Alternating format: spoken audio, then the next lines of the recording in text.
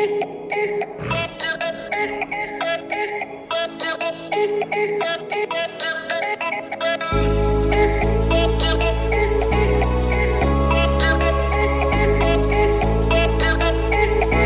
we got on top.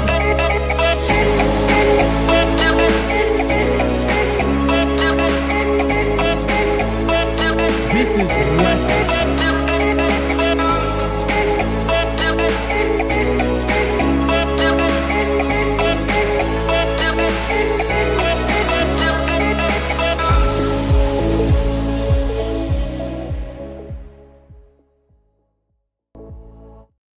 Pressured by Hutchinson, he goes down again.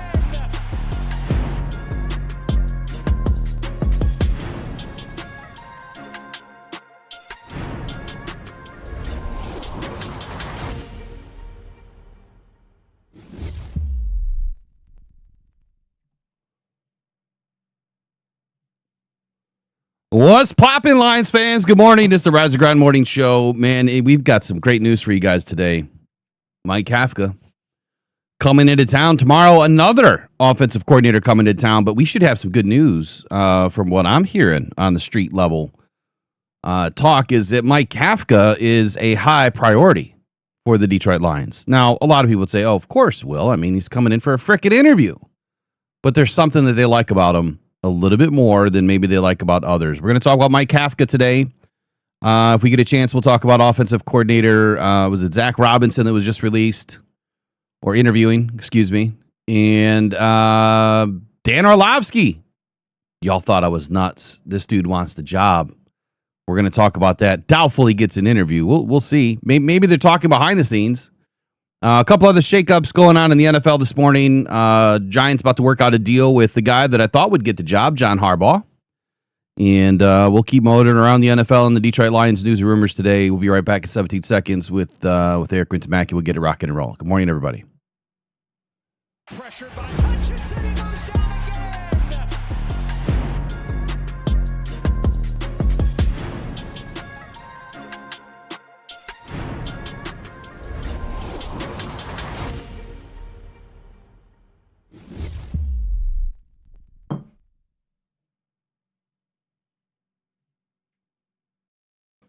Eric, good morning, man. What's happening? It's official. I now live in Antarctica. Yeah. Did you guys get a lot of snow? It was negative 17 when I came out to the studio this morning. We had 1 to 12 yesterday. We got 1. Yeah. We got 1, we but didn't it's get like all that much snow yesterday, but it's all frozen. yeah, everything's like, because day before yesterday we got about 6 inches of snow, and then it rained, and it went from 35 degrees down to negative 17, and everything is just frozen. So last night or yesterday during the morning show, I floated the idea of David Montgomery being traded. I floated the idea of Antonio Johnson being a good target. And so last night I decided to do the video, break it down a little bit more, get a little bit granular with it. So I want to walk through that this morning. There's some things that I literally wrote in my script for the video that I didn't talk about. It's in the article. It's in the article that I wrote. So there's always the good backup there, right? Pretty much when I do these types of videos, I'm trying to match it up with an article so that whatever I say is at least out there in digital print version, so that at least it's backed up and it's not just on video. And if you ever think that I misspoke, which I probably did, then just look at the article. So sign up today on DetroitFootballJournal.com. Get a free 6-month membership by doing so. Limited time only. It is now the 15th of January, so I'm going to be closing the door on that opportunity here pretty soon. We've had a bunch of new subscribers, and I can't appreciate you guys enough because you send me tons of comments, messages, emails, and I appreciate the scouts' feedback on some of my workups. Man, it helps me become better at what I do. So keep on being critical. Keep on telling me what I'm doing wrong. Help me get better. I appreciate it. Let's just break it down for a minute. I got to get the chat open because I don't have anything open right now. Let's break down David Montgomery. So I think that is it really a surprise to consider the fact that David Montgomery is going to be gone in 2026? Eric, I think both you and I are under the understanding that is likely, right? That he's not going to be back. Or am I wrong? Or am I wrong? Or do you think he's going to be back? I think he stays. You think he stays? Okay. Yep. So both Dan and Brad kind of addressed it that it's probably going to come down to putting him in a situation that is best for him because he didn't get the touches. I mean, you look at his touches; they've gone down. Here, let me reference the article so I don't misspeak. His touches went down every single season. He went from 219 in 2023, 185 in 24, 158 in 25. 158 carries for a guy that was a number one back in Chicago. He's a 250, to 300 touch guy. Here's what I probably should have said and didn't say was this exactly. I mean, I know I said this, but I didn't say it to this degree. The benefit of David Montgomery as trade value right now is that his touches have been so low. He's been in a two-back system. The mileage is low. So he hasn't been out there banging and clanging around for 300 touches the last 3 seasons. Typically where you see a back get 900 touches a year or 900 touches over 3 seasons, he's barely pushing 500. So he's half as worn as what a typical back would be at this stage in their career. And I don't think that David Montgomery's slowed down at all. If anything, I think he's been getting better. He was underutilized. Now, before I go any further, I need to preface this again by saying and stating very, very clearly here. I love David Montgomery. I don't want to see the dude go. However, Eric, what do I always say? I would be the worst GM for Lions fans because I'm going to make the moves that do not sit well with you. You will hate me. And I think that if you're telling me that Brad Holmes has made mistakes, if you're telling me that Brad Holmes hasn't done enough, and we've got a major issue with Kirby Joseph that we just signed to a major contract, and you have a team that you've traded with before, but the Jaguars that have Etienne, who's about to hit free agency, rumors, reports, information that I have saying that Etienne's going to test free agency, and the Jags are going to let him. So if Etienne is even worth at least what Montgomery's getting, you would think he's going to get at least 10, 12 million on the open market. At least. I don't think he's a $20 million guy, but he's probably going to get 10, 12 million. So why wouldn't you bring in a guy that is less money, proven, veteran, can be your number one instantly, so he secures the back room with Etienne testing free agency. He is a free agent this year. And then you only have Tootin as your backup. And the other guy I don't remember his name, but it's not Tootin is not a replacement for Etienne or Etienne, however you pronounce his name. That's why this makes more sense for the Jaguars to bring somebody in that, okay, he's got 1 year left on his deal. It's $8 million. It's affordable. And when you look at what the Lions just experienced, you have a high profile corner or a high profile safety who's going to command $25 million a year now because of what he just did this last season. Number one safety in the league. Exact model of Kirby Joseph. Kirby did not play extremely well his rookie year. Johnson did. Kirby didn't even play extremely well his sophomore season. He played much better. But when he got into his third season, Kirby started to blow up. In 2024, 10 interceptions, led the league, number one safety in the league. Contested by others, I know.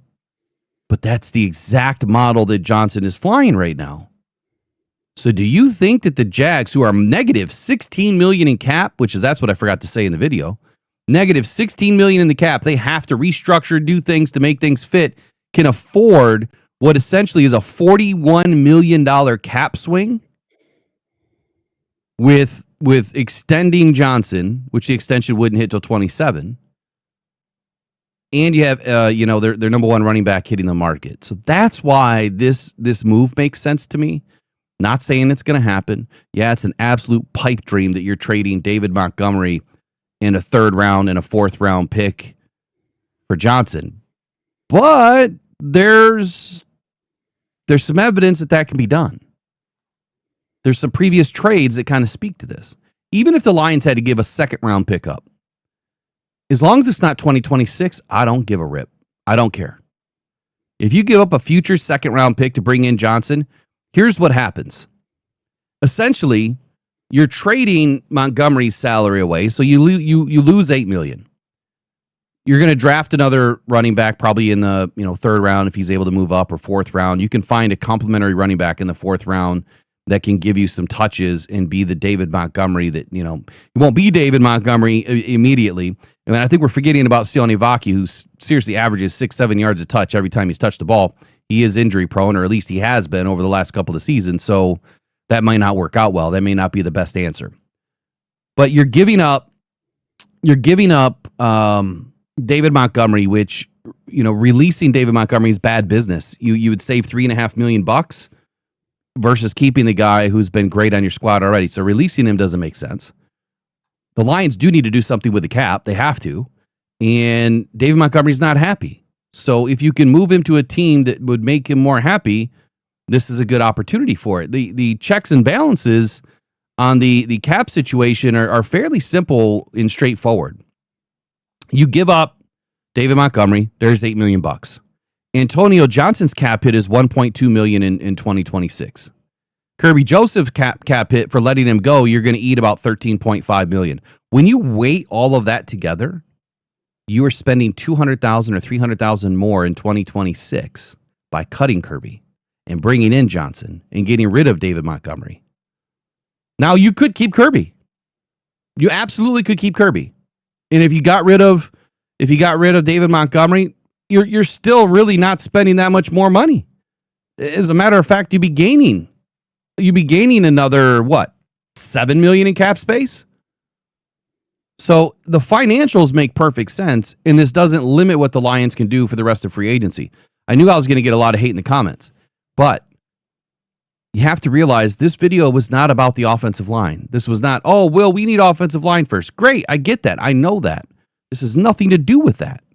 It's how can we move off of a player without just cutting the guy, saving $3.5 million, losing an amazing piece to your offense, and not trading him? Yeah, our team's going to value him extremely high. No. Why? Because the Lions need to move him, potentially. So that's the crux of the trade in the video. Please go watch it. Give me your thoughts afterwards. Read the article on DetroitFootballJournal.com. Eric, I want your take here. I want you to tell me what you really think. I think Montgomery stays. I don't think he goes anywhere. You have to have insurance. Kneecap insurance. You have to have insurance against Gibbs having a setback for 3, 4, 5 games. Tell me a single starting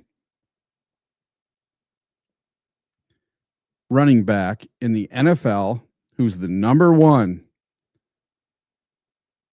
who has made it through a complete season without any injuries whatsoever for multiple seasons. It just doesn't happen. Gibbs has been doing it. Yeah, but Gibbs has had a few games where he couldn't make it. In 2025? No, not this year. This year he was good. But I'm pretty sure he missed a game in 24. I know David Montgomery missed a few games in 24 when he had the knee at the end of the year. He also had a rib. He also had a rib injury the year before that. Yeah. So, running back, you're asking for an injury, a hamstring, a knee, anything, because you're getting tackled every single play when you touch the ball. So, having a good running back and then having 2 good ones, yeah, that's something great to have. It is, but I mean, okay. So you're thinking that the Lions, if they keep Montgomery, or I'm sorry, if they got rid of Montgomery, they wouldn't be able to replace him. I just think with his experience, you're going to have a step back, whether it's Vaki or some other guy. It's just not going to be the same. Well, of course, it's not going to be the same, but I think that you just mentioned the other day that running backs are a dime a dozen. And, especially in the draft, you can get a complimentary running back in the 3rd, 4th round that can do what David does.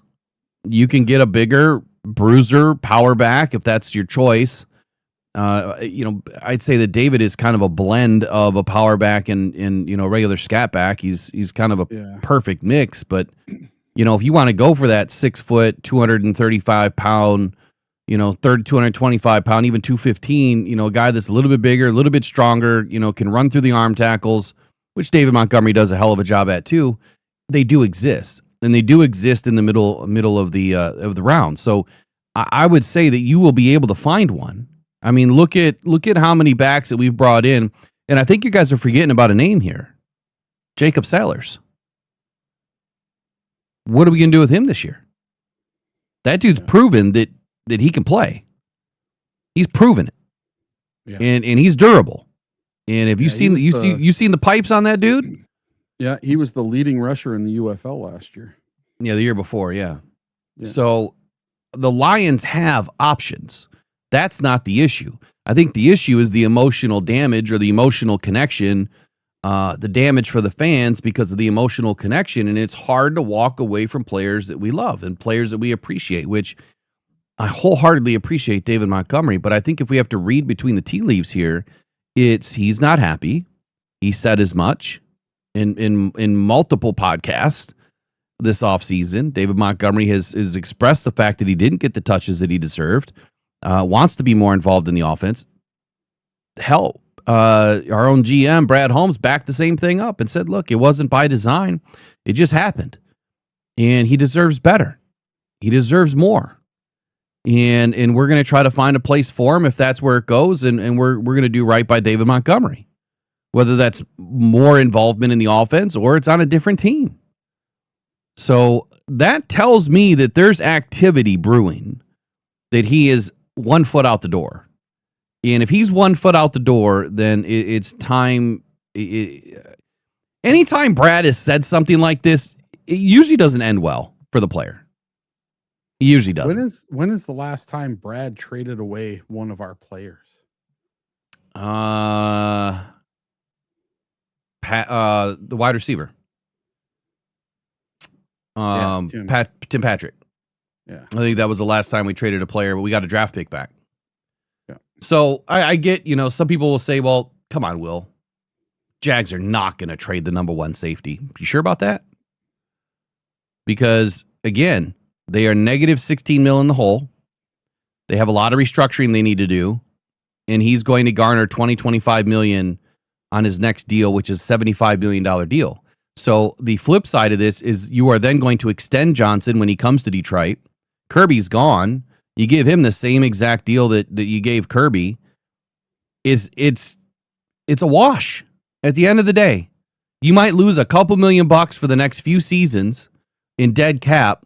Big deal. The dude doesn't have a knee. He's got bone on bone, and it, from what I'm understanding, is not getting any better. He couldn't play since week 6. Sorry, but if it was just angry and inflamed, it doesn't take 11 weeks to calm inflammation down. There's something more sinister going on. So if Kirby can't suit up, okay, one more thought, which I also mentioned. You keep Kirby. If he can suit up, great. Now you have Johnson and Kirby in the backfield. Brian goes back to playing the slot, down to the nickel. You don't need a Meek at that point. And I think now you have the 3 best safeties and safety nickel combination in the league, bar none. You bring back Rock Ya-Sin, Terry and Arnold, DJ Reed, Avonte Maddox, and you now have the best secondary in the league. It can be done. It has been done. The number 1 safety has been traded multiple times throughout the history of the NFL. Back when it was Minkah Fitzpatrick or Jalen Ramsey or, I mean, there's Clinton Dix, Quandre Diggs. Yeah. I mean, CJ Gardner-Johnson really wasn't the number 1, in the league, but he was also traded a couple of times. Kevin Byard, Jamal Adams, Minkah Fitzpatrick, like you mentioned. Gosh, there was just another one recently. Anyway, you could look it up. There's Yeah, 10 Revis. 10 names in the last 5 years, at least. At least. Revis Island, remember him? Yep. Was he more of a corner than a safety, though? Wasn't Darrelle Revis more of a corner? I think he was a corner. He might have been. I thought so. he was safety. The point is, these players get traded. They do. It happens. And there's examples of this. The question is, how much is he really going to be worth? You know, the argument is, okay, I'll trade for this guy, but I'm going to have to give him a big extension. So that's going to have to be worked into this deal somehow. You have to understand that, yeah, I'm taking in a rookie on a very cheap contract with 1 year left, but I'm probably going to have to extend him this year and give him a boatload of money. So I can't give you a first round pick for him. You know, I'll give you David and I'll give you a third and a fourth. I'll give you a fourth this year and a third next year. Or I'll give you a fourth this year and a second next year. Whatever it is. I'm good with it. I'm good with it because we need to secure the secondary. If we don't secure the secondary, you can forget about the defensive line. It does not matter how good they are. It doesn't matter if you had Max Crosby, Myles Garrett, and Aiden Hutchinson all on the same line. Wouldn't even matter. If you don't have a secondary that can hold, that ball can come out in 2 seconds. So secure the secondary, you instantly make your defensive line, even with backups, probably the best in the league. So I know that people want to call in on this. We'll try to open up lines a little bit later, but not at this moment. All right. So you think that Monty's going to stay? Yeah. So if we're putting out our bets right now, I'm going to say that Monty is on our team in 2026. And I hope that he is. I'm sure that we can find some more trade bait. You may not even need Monty to pull off a deal like this. Yeah. But the thought process is, and kind of what we went through yesterday is, how can we get to a point of being active in free agency given the salary cap issues that we're facing? And just restructuring Jared Goff could be enough. Restructuring half of Jared Goff, $20 million out of his deal, $10 million out of Amon-Ra St. Brown, $10 million out of Penei Sewell is enough. But if Monty's not happy, paying him $8 million to be unhappy, it doesn't work. And I don't know that you can resurrect that. I mean, you looked at he had the resting F face on the sideline almost the entire season. Yeah. And listen, I don't know what happened. I don't know why they decided not to use him. Johnny Mo's a problem. Well, I don't even know if it was that. I think that there was a lot of fan pressure the last 2 seasons to use Gibbs more. I heard it over and over and over. You were one of them. Gibbs more. We need to get Gibbs more. We need to get Gibbs more. At times, yes, I was one of them. But as soon as I saw this season, even early in the season, when I saw it wasn't working, it wasn't working to put Gibbs in first and let him have the whole first half of the game, and we're just not establishing a run game, Green Bay. It just didn't work. And then why was it every other game we're losing every other game coming out of the break, and every other game the touches were less for Monty or the touches were less for Gibbs. Yeah. But Gibbs is shit in the bed every other game. And I'm like, what the? I don't think it was Gibbs though, man. I think that we have to look a little bit more holistically at what was going on, and that clearly the offensive line had a lot of problem.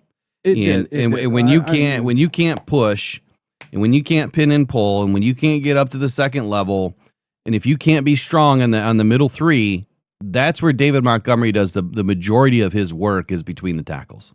But there were so many times where they'd put Gibbs in Monty in for a series, and Monty would get him all the way down the field and score a touchdown. And it's like, why aren't we continuing to do that? And then the next series you come out and it's Gibbs again and we lose a game.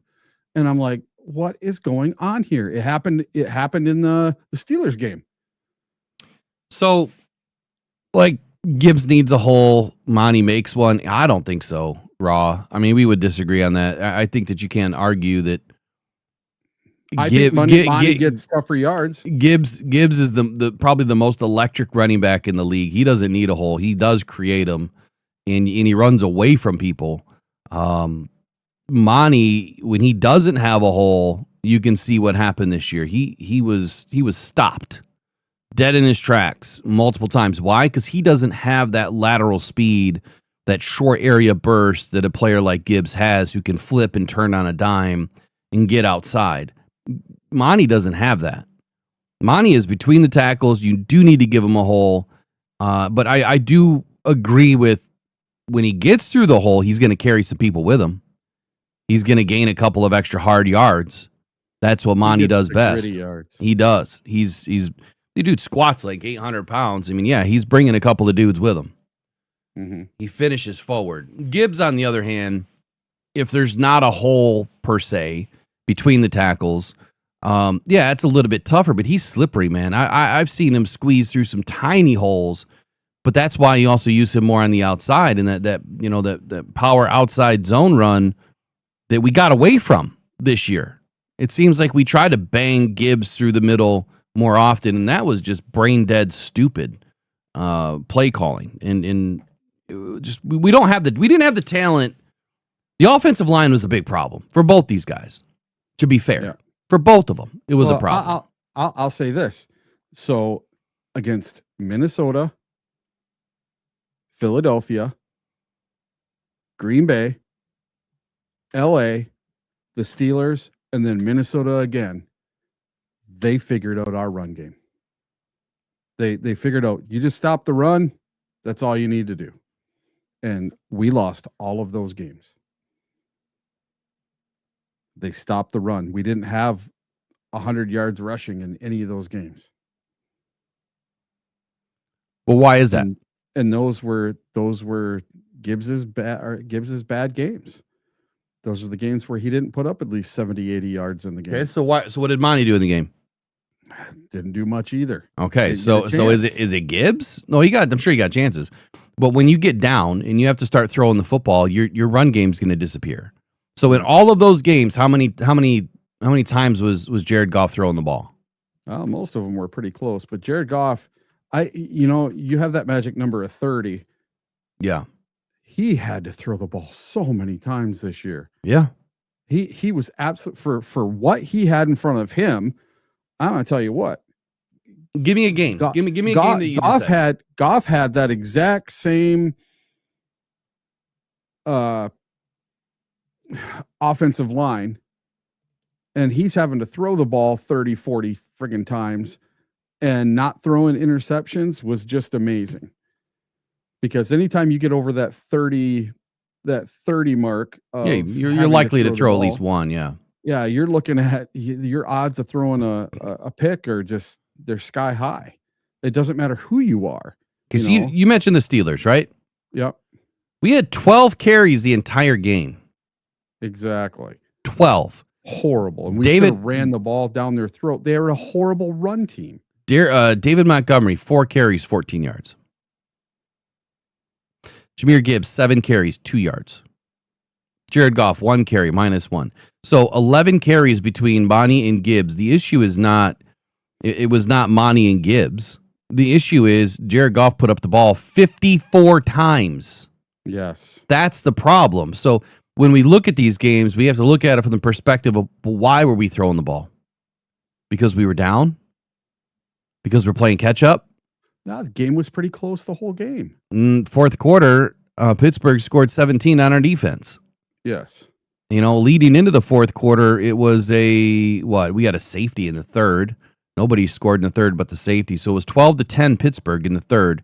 And they blow it wide open with 17. We score 14 in the fourth. They ran away with it, 29-24. End of the story there. What was another game you mentioned? Philly. Oh, I mean, that was a game we should have been running the ball. Yeah, that's another game that should have been run, and both games against Minnesota. And I say that only because of the weather. That would have been more of a ground game. It was very difficult to throw the football in this game. Jared Goff put the ball up 37 times in bad weather, bad wind. Did not pan out well. One TD, one interception, 255 yards still. Jahmyr Gibbs, 12 carries, 39 yards. David Montgomery, 6 carries, 27 yards. A total of team carries of 21, but 18 carries between David Montgomery and Jahmyr Gibbs. Jahmyr Gibbs touched the ball 2 more times, or double the amount of carries than David Montgomery did. David Montgomery had a better average. But again, 37 attempts by Jared Goff. Yeah. Saquon Barkley touched the ball 26 times by himself. Yeah. Should have been running the ball more because of the weather. Exactly. So you can blame a lot of that on coaching, but again, it was scheme and coaching. You're also missing Sam Laporta. You're also missing Brock Wright. So you're just making my story and trade that much better. Okay, whatever. I don't think he goes anywhere. That's my story, and I'm sticking to it. All right. I got a question for y'all. Have you noticed how much Mike Kafka and Giovani Manu look alike? Did you notice that? They look alike. I haven't seen a picture of him, so. What do you mean? He's on the thumbnail today. Oh. You haven't seen a picture of Kafka? What? What have you been doing? Is he just a bald dude? But they look similar. All right, so let's blow the roof off this thing with Dan Orlovsky coming up next. Freaking Dan Orlovsky. Out of bounds Orlovsky.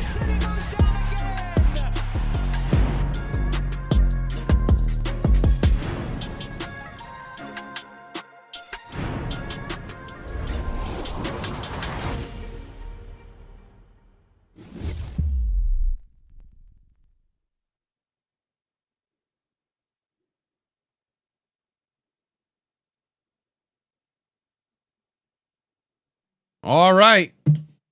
Last week, I said Dan Orlovsky,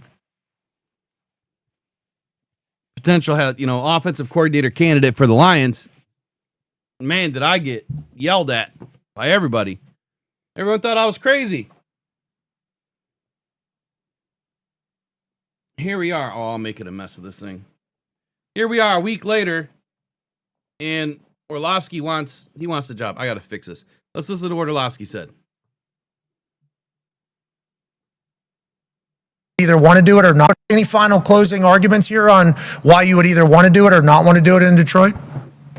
Oh, I would do it very much so in Detroit. I love that place. I love that organization. I love a lot of those people that are there. I love Jared. I'm a huge Jared guy. So kind of got fat. I don't think that's actually me. That's like you and MCDC's child. No, well, once you get in that building, he's going to force you to work out. Yeah. Oh, true. You're going to get jacked again. You're going to do the whole thing. And a lot of creatine.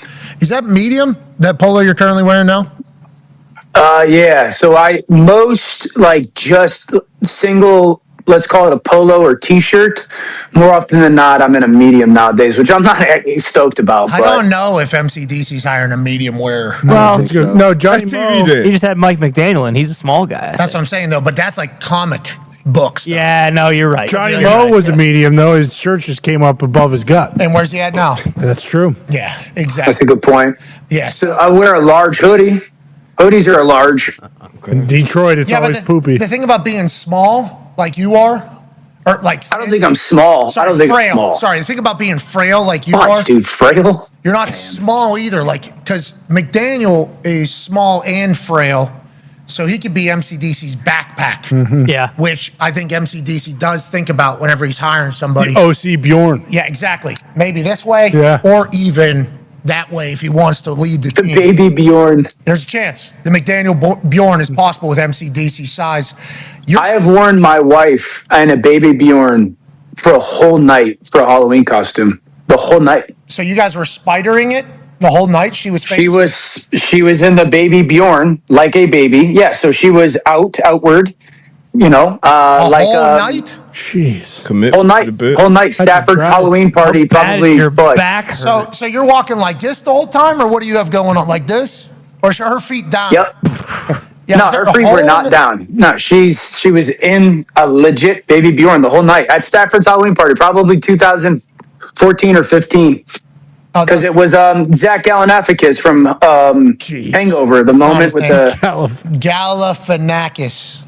Galifianakis. One of the greatest stand-up I've ever seen is Purple. Purple Onion. Yeah, live from Purple Onion. Galifianakis. This guy's going to crush it, man. And he did. And he did. Yeah, he certainly did. Galifianakis' cousin.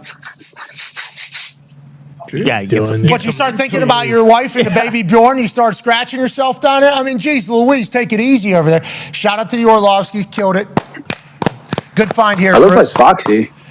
Well, you trying to be good at Detroit or not? Galifianakis' cousin, though, Blue here in Indianapolis. Yeah, mid or talk, I I'd see say. Mitt. Yeah. Really? Yeah. Pop it back up. They're talking about seeing Mitt. I'm talking about Galifianakis' cousin, but yeah, we see you talking Mitt in you more so than Foxy. Saying you look like Foxy is a massive compliment to yourself because of how handsome.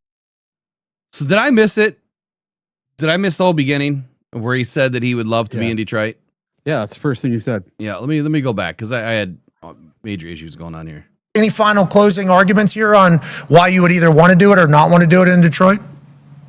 Oh, I would do it very much so in Detroit. I love that place. I love that organization. I love a lot of those people that are there. I love Jared. I'm a huge Jared guy. So Kind of got fat. I don't think that's actually me. That's like you and MCDC's child. No, well, once you get in that building, he's going to force you to work out. Yeah. Oh, true. You're going to get jacked again. You know, you're going to do the whole thing. And you're A lot of creatine. Is that medium? That polo you're currently wearing now? That's where they lose me. Okay. They just talk a bunch of gobbledygook after that. That half of it I didn't understand. Yeah. Here's what I got to say to all this. Crazy, man. You sound insane. Do you realize that? Dan Orlovsky's done nothing but trash the Lions. He's done nothing but trash Jared Goff. Why on earth would he ever in a million years want to be the OC or even think that that's a possibility for Dan Orlovsky?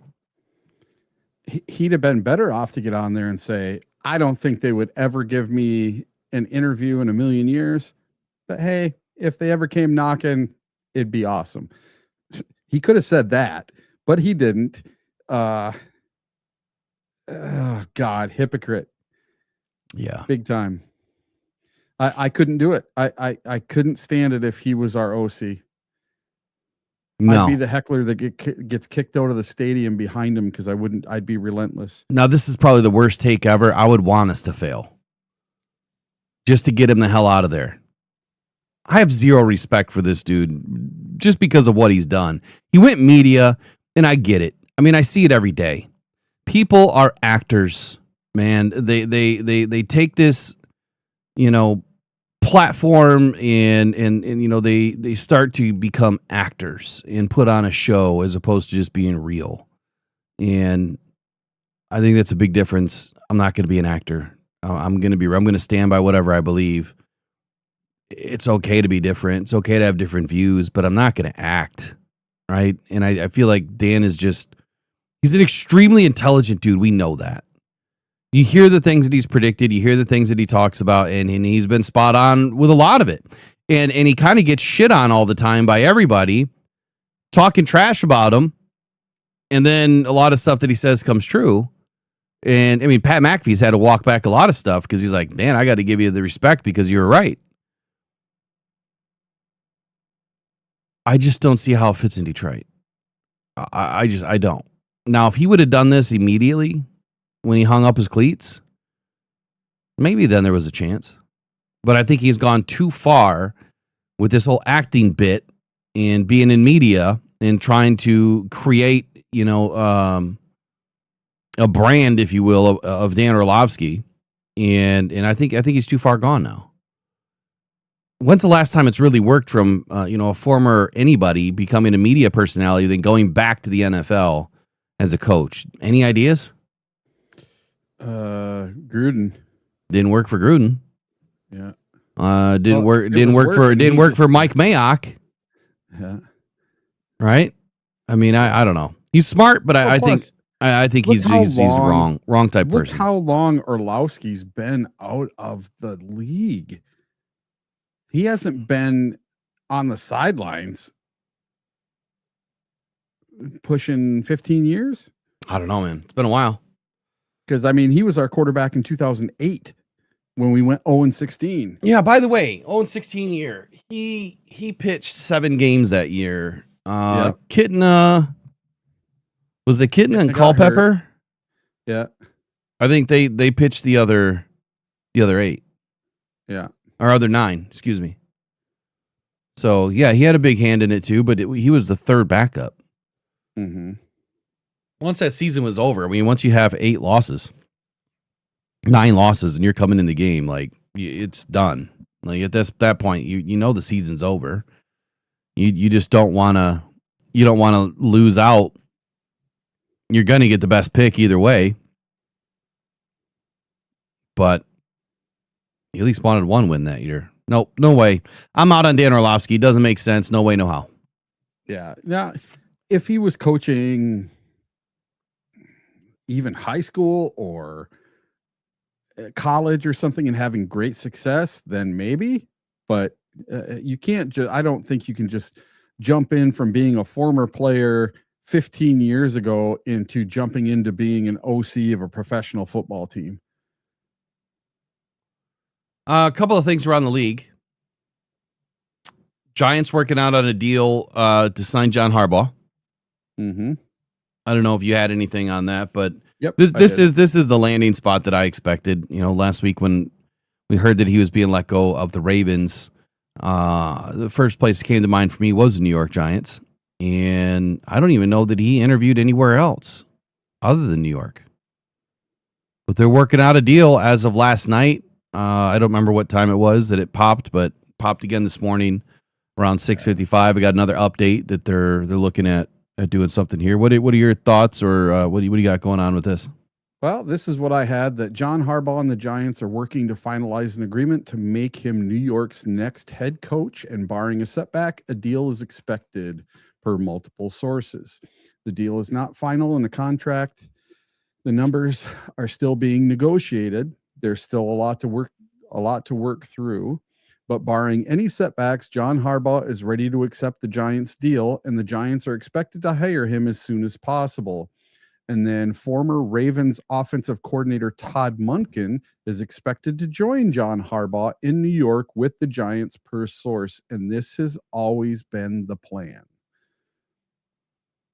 What has always been the plan? To have Todd Monken go with John Harbaugh. Gotcha.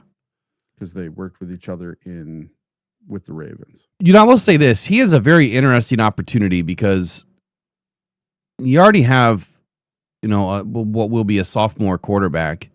But Jackson Dart, again, the guy that I felt last year during the draft, was going to be one of, if not the best QBs coming out of this draft here in 2025. He looked pretty damn good. The biggest concern is all of the concussions.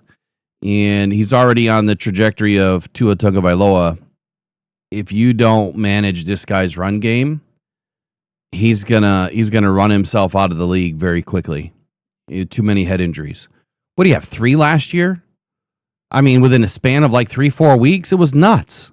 They never let the dude rest properly. I do like the fact that he has Jackson Dart, and whenever Cam Scatterbo, if he can come back and play and be somewhat of himself, hopefully, in 26, which is doubtful. They have some pieces there. I think you can almost say that New York is going to instantly win in 2026. I didn't finish my thought on Ben Johnson yesterday, or whatever day it was we were talking about Ben Johnson, when I said, that his offense is going to get stale because teams are going to figure him out. What usually happens with the new coach, like with John Harbaugh, new systems come in, for the New York Giants, they're going to have some success. When you look at the teams that go from worst to first, those teams generally have a new coach or a new offensive coordinator, a new defensive coordinator, something. And if you have a new offensive coordinator, usually if that coordinator's good, that offense will have a huge step up because defenses can't figure you out. They had you figured out before, and now you're starting all over again. New language, new calls, different scheme. So your division has to relearn what you're doing. Everyone around the league that doesn't play you twice a year has to learn what you're doing. It takes 2-3 seasons usually to figure it out. But with Ben Johnson, I didn't see anything different. really in Chicago. And I feel like his trajectory is going to go down pretty quickly, and I think they're going to have that huge fall off in 2027 after this whole honeymoon is over. I think teams are going to have the Chicago Bears figured out. But with John Harbaugh, I think you're going to have an instant winner there. I think they'll have a positive record, probably 10-7 here in 2026 or better, make the playoffs. And we'll see where that goes. Anything else you want to add to that? Hey, the Giants, they have a top 5 pick. But what John Harbaugh is going to have to do, and Todd Monken, they're going to have to come in and they're going to have a talk with Cam Scadaboo and Jackson Dart. And they're going to have to tell these guys, stop trying to get that extra 2 or 3 yards. Stop putting your head first. QB, Jackson Dart, you need to learn how to slide. You need to protect yourself. It's better that you're here for the next 5 plays than that you get the 1 yard. I'd rather have you for the remainder of the game or for the next 4 games than to get this 1 first down. Sometimes, it's just not worth it. So same with Scadaboo, man. That kid was always lowering his head and looked like he was getting a concussion on every other play, and then just had that freak accident and snapped his leg.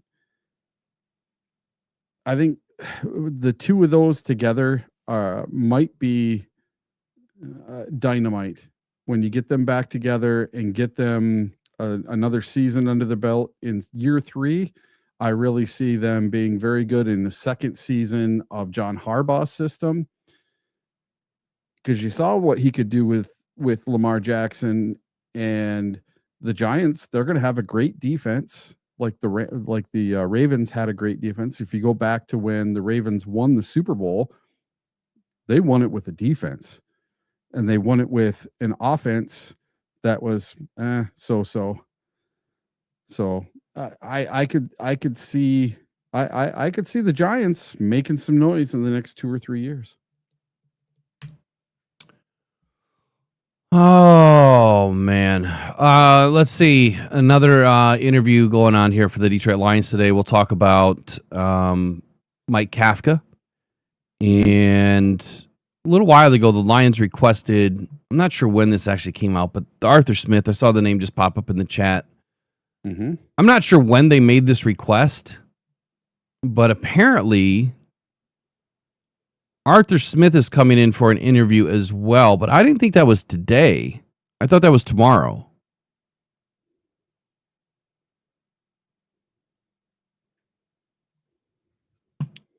Well, Zack Robinson's the one that's coming on Thursday. And Zack Robinson's tomorrow.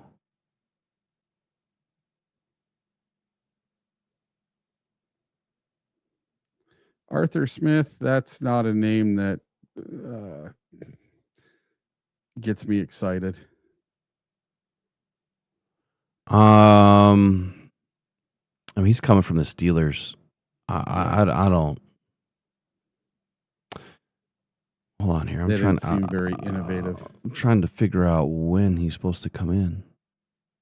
Well, that doesn't tell me. I don't think it's today. I think the request is being, notified today. Like we're learning of the Arthur Smith request. Today was Kafka.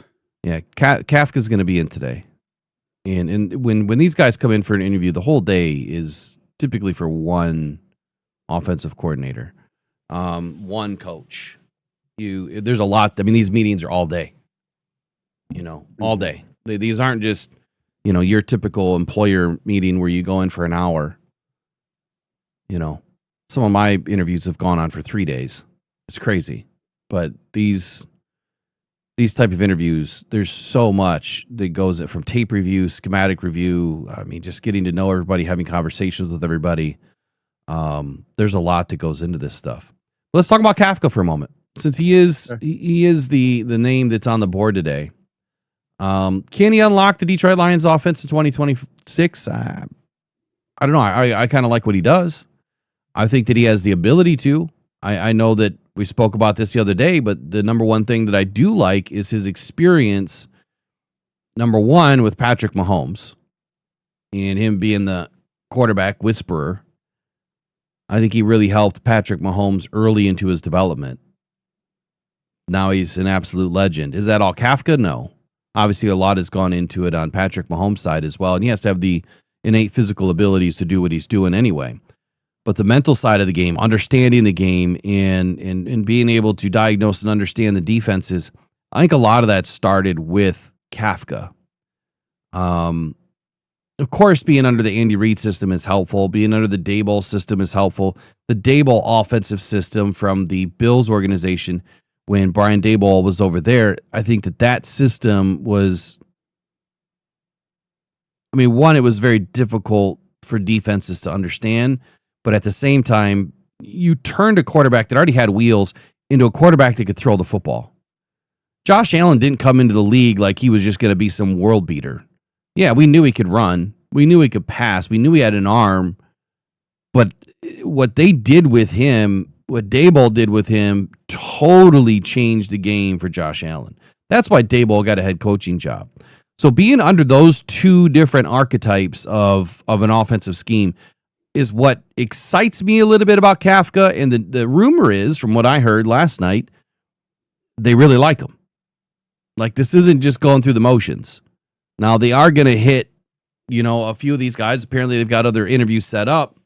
Maybe they're expecting to leave it wide open to where, hey, if you get an opportunity somewhere, that you'll at least give us an opportunity to repitch you. Otherwise, if you really like someone, do you let them walk out the door? I think that's the tough part of the equation here. How can you make sure that you're getting the right guy? I think that when you know. When you interview someone, Mm-hmm. If they leave, they probably wouldn't be the right fit. If they leave and they come back, I would question that. I'm not saying it's always going to be a bad thing, but when you know, right? I think you can figure out pretty quickly what someone's going to be able to do. But I think that Kafka blends this RPO and the West Coast hybrid style of an offense a little bit better than most. He's been under the Reid system. He's been under the Daboll system, and it's a lot different than the McVay tree, which it relies heavily on play action and condensed formations. However, Kafka does use a similar system, but he spreads the field to be able to run the ball. I don't know about you, Eric, but I think that we could probably agree on this. Tell me if I'm wrong. We ran a lot of condensed formations in 2025. We did not get as vertical as we wanted to in 2025. When you are that condensed and you pile in the defense, pretty easy to stop the run. You spread the guys out, you get them horizontal, you open up some lanes. So again, I'm not going to put all the blame on Montgomery. I'm not going to put all the blame on Jahmyr Gibbs. I'm going to put the blame on what the Lions did in 25 on Johnny Moe and the whole damn game management, game planning, the failure of all of it. And that's exactly why, the Lions did not have success. You could run tight formations. There's a need for it. But you can't do it every damn play. You know what I'm saying? Like, you can't. You got to get guys out in space. I don't see George Kittle or, Travis Kelce always lined up in tight. They're out wide sometimes. There's a reason for that. You want to get these defenses horizontal. This offense will do that. What Kafka brings to the table will do that. And I'm basing this just purely off of what I've seen of his system, utilizing more 11 and 10 personnel to lighten the box before hammering the defense with the gap scheme runs. Obviously, there's other times, when your offense is struggling because the offensive line is beat up, you do go more condensed. And you have to go more 12, or 13 personnel because you need extra blockers. The Lions didn't do enough of that. They were still running an 11 type personnel in a condensed formation, which was completely asinine to me. We'll see if it changes. What do you think about Kafka? Have you read or done any research on him that would, steer you in either direction? Not really. I mean, he was the interim coach for the Giants. Did an admirable job there with what he had. I'm gonna stay impartial on most of this because I think that Brad and Dan are going to do a much better job of interviewing and taking care of the Detroit Lions than I ever would. But my opinion on it, if that's the guy they want, then that's the best guy for the job. Now, Dan doesn't get it right every single time, but I think he's learning from his mistakes. Well, hold on. Yeah, I think you got it wrong once. Yeah. Right? Or Yep. twice. Anthony Lynn was a problem. Yep. You got two of them wrong. And then the quick transition or lack thereof to Johnny Moe, I honestly feel like that was I don't know what the hell that was, Eric. Like, we weren't this year you're hearing us interviewing people. Yeah. Last year, nothing. No, and it was fast. And it was all of a sudden we got an OC. Well, where the hell did this guy come from? Right? And not only do we have an OC, but we're bringing in David Shaw, which I want to talk about Shaw next, because he's not the answer either. So you're impartial. When I put out articles on these guys, do me a favor, check them out. I'll like I said, if you guys sign up, I'll get you upgraded on DetroitFootballJournal.com. But I go in and I break them all down a little bit from schematic standpoints, and then I kind of give you my take at the end of the day. My take on Kafka is it's a high floor pivot to Johnny Moe. Kafka isn't the trendy hire. Like I said, he's not going to create these viral Twitter, clips or X, but he's arguably the most prepared with where he's been and what his experience is. I'll give you the wiki breakdown. Okay, when you take a look at Mike Kafka's history on Wiki, which is a very good source to get some information. Obviously, you still need to back it all up with verifying, but career history, and he played 5-6 seasons in the NFL, so former player, box checked, right? Played with the Eagles, the Patriots, the Jaguars, the Bucs, the Vikings, the Titans, the Bengals. He was not a starter. He was not a number one dude. He bounced around. Coaching started out immediately after football. He was coaching the next year at Northwestern. He was a graduate assistant. Then he moved on to the Kansas City Chiefs as an offensive quality coach. And then he moved on to the quarterbacks coach with Kansas City. And then he was upgraded again to quarterbacks coach and passing game coordinator. But it was that quarterbacks coaching opportunity in 2018 and 2019 is where you saw the biggest growth out of Patrick Mahomes. 2022, he finally moves on after spending 4 seasons in Kansas City. He goes to New York to be the offensive coordinator under Brian Daboll. We know how that went down. I think that Brian Daboll was forcing Kafka to do things that maybe he didn't want to do. I think that there was too much of this is Daboll's way or the highway kind of a deal, because he did not want to let go of the offensive coordination, but yet he didn't want to be the offensive coordinator because he knew he had a big job to manage as the coach. But you could kind of tell the Daboll's fingerprints were all over it. So I think that Mike Kafka was hamstrung to a degree. But he was offensive coordinator, assistant coach in 24 through 25, and then he was the interim head coach when Daboll was fired, 8 or 4 or 5 months ago, whatever it was. So history is there, right? Experience is there. Great experience is there. All offense. And I think that when you look at guys that you want to bring in, you want guys with that kind of experience. David Blau didn't have as much experience coaching, but he was a former quarterback, right? And I think that there's a difference when you look at quarterback situation versus experience situation. And David Blau was already involved in some other things. That's what made him a very unique opportunity. Lions missed out because Washington, they leveled up Blau to be the OC. Kafka makes a lot of sense. I think he's one of the more intriguing options by far. What do you think of his experience? Tons of experience. It's what you want in an OC. It's just, does he fit in Detroit? When we're talking about these guys, the guy that that I looked into last night, Zack Robinson, actually worked with Jared Goff in his time with the LA Rams.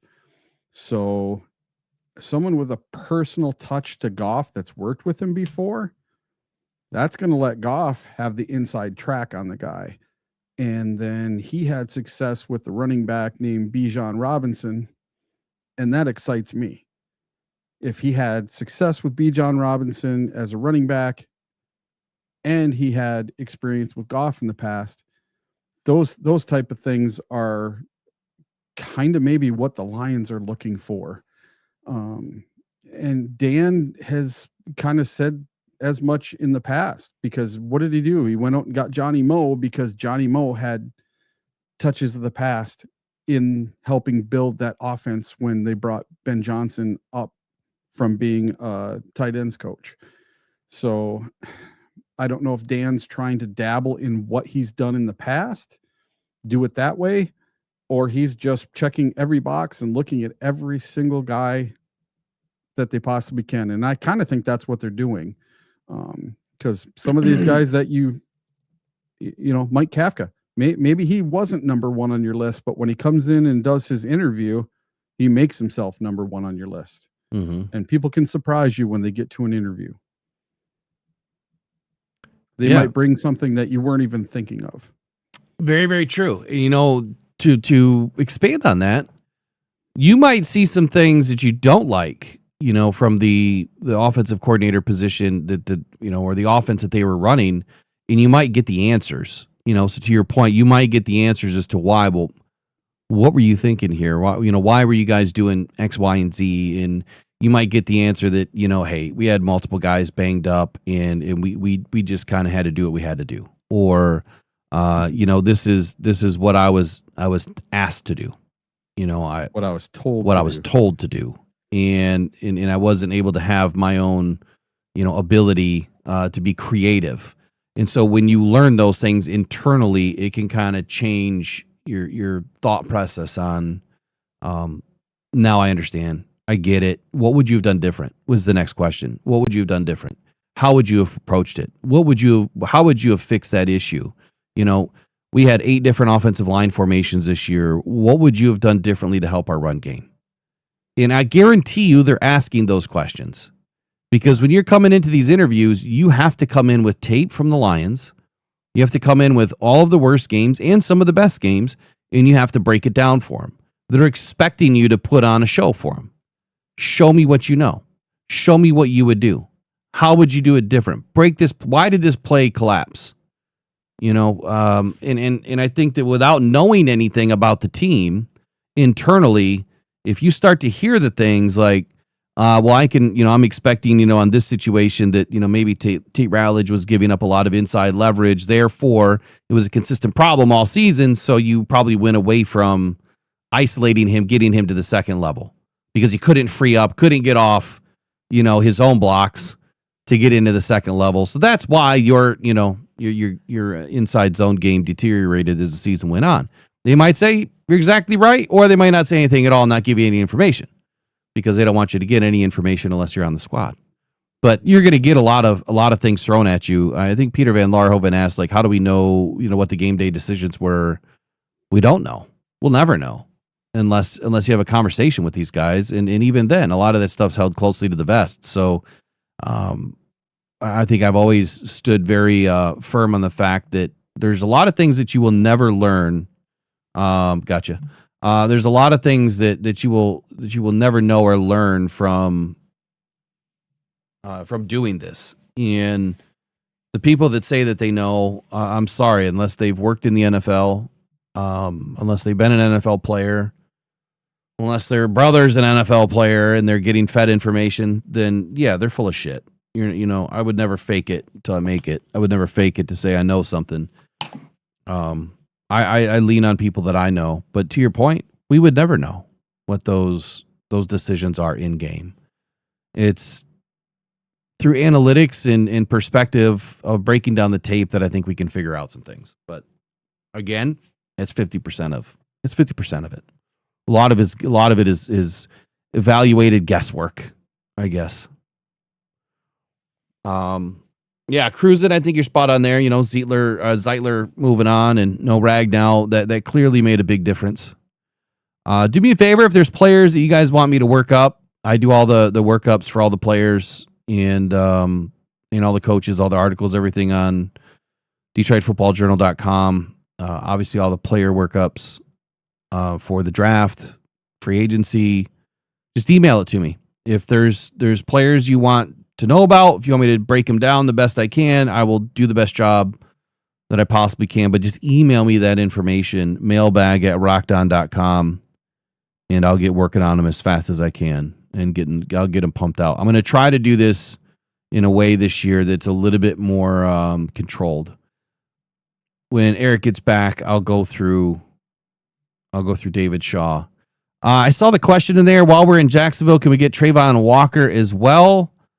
That's an interesting thought because a former first round pick, they picked up the 5th-year option and he's owed about $15.2 million this year. I'm not real sure where he's going to end up in a valuation standpoint. His market value is $16.1 million, which is way off of what the current market value is for a defensive end. You could probably almost double that, and he's going to expect the same thing. If you look at it at his statistical output, yeah, you might have had a down year. His 23 and 24, 10, 11 sacks. I mean, that's right in line with what Aiden Hutchinson was putting up. 2 seasons with 4 sacks. But you have to look at that Jacksonville defense overall. Look how good that defense was. What was he asked to do? He missed a few games. I must have been due to injury. I'm not sure what the exact injury was. But I think you have to look at what this defense was asked to do because clearly something changed this year for the Jags. And whatever it was, it worked. Having elite secondary play, I mean, that's part of it. But low sack output doesn't mean that they're a bad defensive end either. It really doesn't. Again, we'd have to go back and watch film. I can't tell you that I've watched all the film on Trayvon Walker. However, I don't think that they're going to really want to walk away from him. But then again, for $15 million, yeah, if you could trade for him, great. But you're gonna give up some draft cap just like you would for Johnson. And I don't think that the Lions can afford to pay that dude $35 million a year, right? And I would in a heartbeat. I would if you could actually fit it in. If you brought him in on a 1-year rental, that's not going to make him happy. It's not going to make Johnson happy. But I think that Johnson, you could give him an extension that you can work with. I don't think you could give Trayvon Walker an extension that you could work with ever. I don't think that would work. What player should we look at moving on from? We went through that a couple of shows ago. We did a whole matter of fact, it might have been yesterday or the day before, and that is casualties. We did a whole thing on it, and I'm actually doing a video breakdown. I'm going to walk through and I'm doing the whole snapshot of the Lions salary cap and how moving on from players and players that we re-sign, how does it affect the cap? Because that's what it's really all about. I mean, some are, some players that you're walking away from, and then the others are players that, you have to figure out a way to pay them. How does it affect the cap? But we were struggling with Spot Track. It was not giving us an opportunity to extend players. It was just cut, restructure, and that was about it. It was not allowing us to do extensions inside that version of the salary cap modulator. So I don't know why. I mean, I have the premium version, so I'm not real sure as to why it was not allowing us to do it.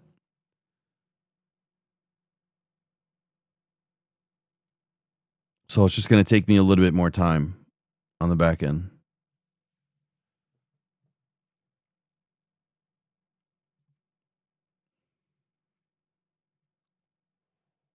I'll take a quick 30, 45-second break. We'll wait for Eric to get back, and then I'm going to go into David Shaw. Why or why not? Does he make sense as the Lions the next offensive coordinator. And there's a good question from Gino. Are we better suited for a 3-4 defense with Hutch standing? No. You need linebackers. You don't just need Hutch standing. You still need 3-4 linebackers. Hutch standing up doesn't make him a linebacker. That just means he's in the up position, out wide. Whether it's the wide 9 or in tight and 5-eye, it doesn't really matter. Whether he's up or down, I think with him up, it allows him to see the field a little bit better, but that doesn't make him a linebacker. And when you're looking at a 3-4 defense, I think that you need totally different style of defensive front. You're looking at a big nose tackle. You're looking at hybrid style of defensive linemen which we have some. We have a few of hybrid style of defensive linemen that can play inside out, can be pass rushers. And I think that that's what you're looking at on a 3-4 defense is your ends are typically both tasked with being good edge setters as well as getting after the passer. In the 4-3 defense that the Lions are running, you've got the speed rusher and then you have an edge setter. You're trying to push to one side. I would rather see the Lions make the change there. I don't necessarily want a can crusher edge setter on one side and a speed rusher on the other. It's either go all speed or they both have to be equally hybrid. I don't think that Aiden sets a hard edge. I think that is his major downfall. Is he's just go, go, go, go, go. He doesn't set a hard edge. I think he can. I think he can do a lot better job there. But until they definitively say, hey, look, we need you both to do this, what we're doing right now, I think works. I don't think you switch to a 3-4 right now, especially with Kelvin Shepard still your defensive coordinator. I think you just continue doing what you're doing. The Lions do use 3-4 formations a little bit every now and again. I do like to see them implement the 3-down lineman, which we've seen a handful of times in 25. There's specific situations for that. And I do believe that we have the players, or we did. If we don't have DJ Reader anymore, that could change things. But Tyleek Williams, it depends on where he stays weight-wise. Is he going to go up to 330? Or is he going to get down to 310, 315 to be a little bit more limber to get after the quarterback? He has pass rush upside. I think it depends on what weight he stays at. He can get faster. He can get off the ball quicker. He definitely has the power. So if Tyleek tones up and drops 10, 15 pounds, he might fly off the ball a lot faster and get after the quarterback. Ali McNeil, I don't think he's fast enough. And maybe that's just because when he came back this year, he didn't look the same. Not yet anyway. And maybe he needs another full off season to get ready and get right and feel better. And maybe he'll be back to the same old, same old. Maybe Ali McNeil needs to go back up in weight and move more to the middle. And we find somebody else that we can put on the other side next to Aiden. And you transition Ali McNeil to the middle over the center. Or between center and guard. That I think makes more sense to me. And again, it depends on what we do with Roy Lopez. Because Roy Lopez clearly can get into the backfield. And Lee McNeil was getting into the backfield in 2024 and 23. So I think it's playing weight, and I think it's philosophy on where you're going to put these guys. It's an interesting conversation, though. It really is. I'd love to hear Raw's take on that. I got to get phone lines fixed, Raw. Let me get it fixed. I know you want to chirp at me about David.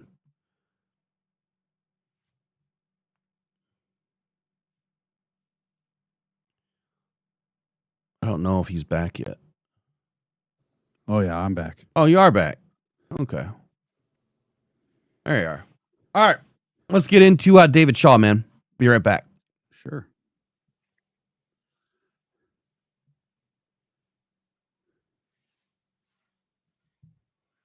Oh, where's my thing?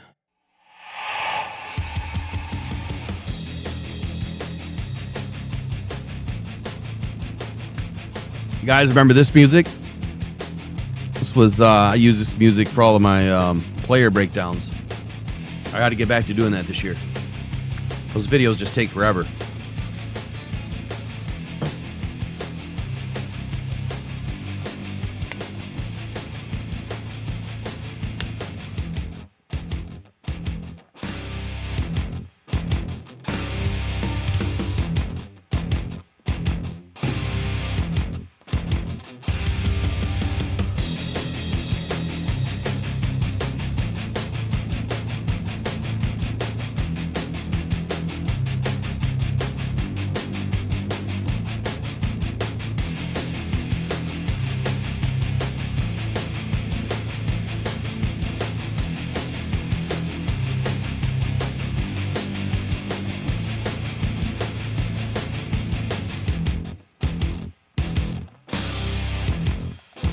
5 seconds.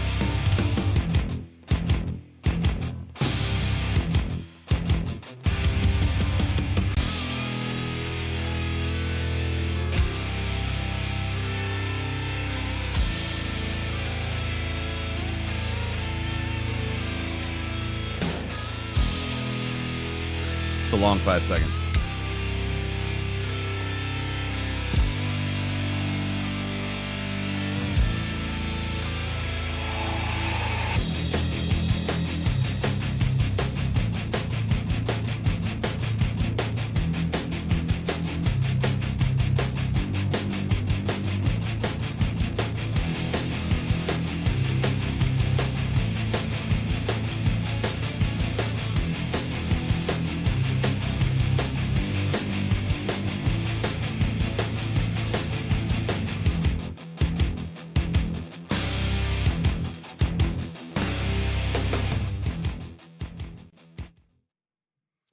All right, David Shaw. This article here that will be posted in just a little bit, the intellectual brutality option. Is the internal candidate David Shaw the answer for Detroit? And I will also work up Scotty Montgomery today. Wrote this a couple of days ago. Just haven't released it yet. Now, as the Lions continue to survey the wreckage of 2025, the question is, what is the schematic identity? What did we lose? Why did we lose it? Why are we not the same team that we were? And David Shaw is the Lions senior offensive assistant that spent the last 12 months in the building. Does he make sense?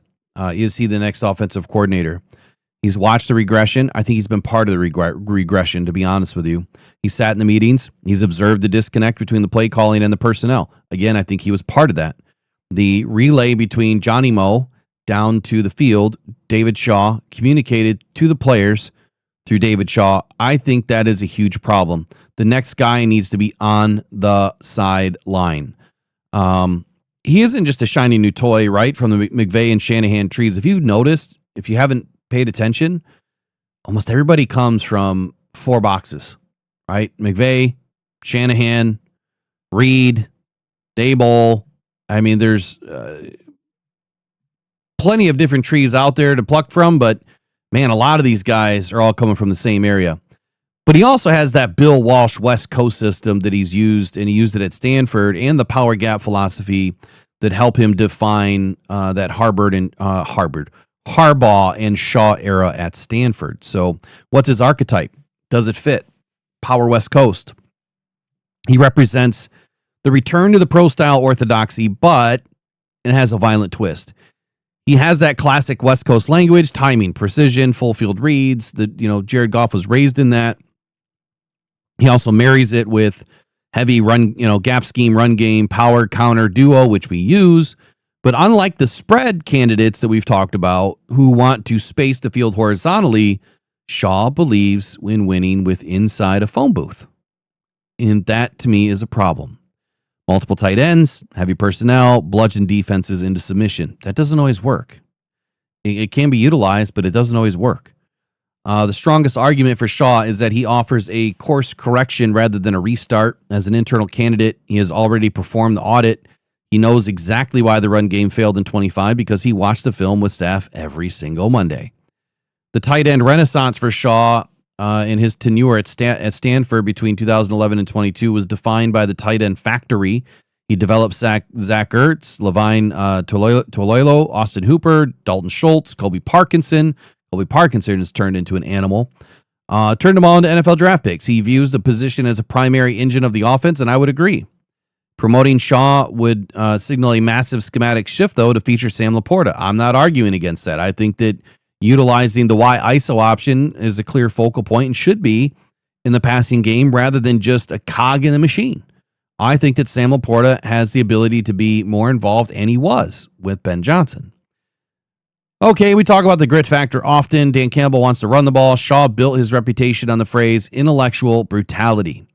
He is culturally aligned with Campbell's desire to impose his will on the opponents, potentially returning Detroit to the downhill gap scheme identity that maximizes Penei Sewell's power. But we need to be able to run to the other side as well, and through the tackles. The argument against the dinosaur label.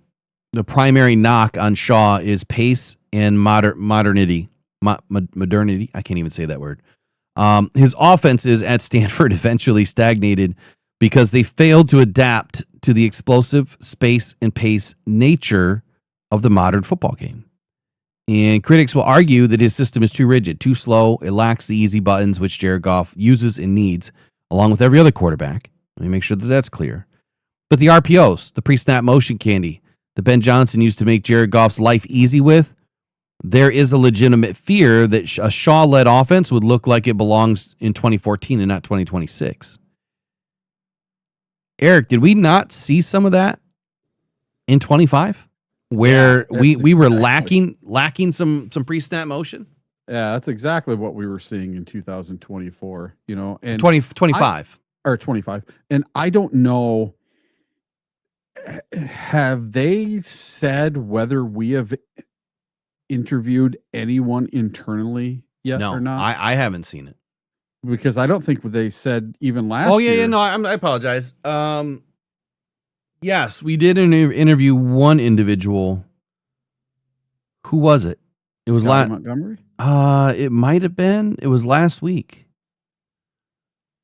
Why don't you look it up for us real quick? Because there was someone that we interviewed that was internal. I thought it was almost immediate. No, I'm sorry. Just scrap all that until we can figure it out. I want to say I heard something, but that might have been a totally different situation I'm talking about. Okay. Well, I know that David Shaw was interviewed for the Tampa Bay Buccaneers offensive coordinator position, and he went for an interview last week.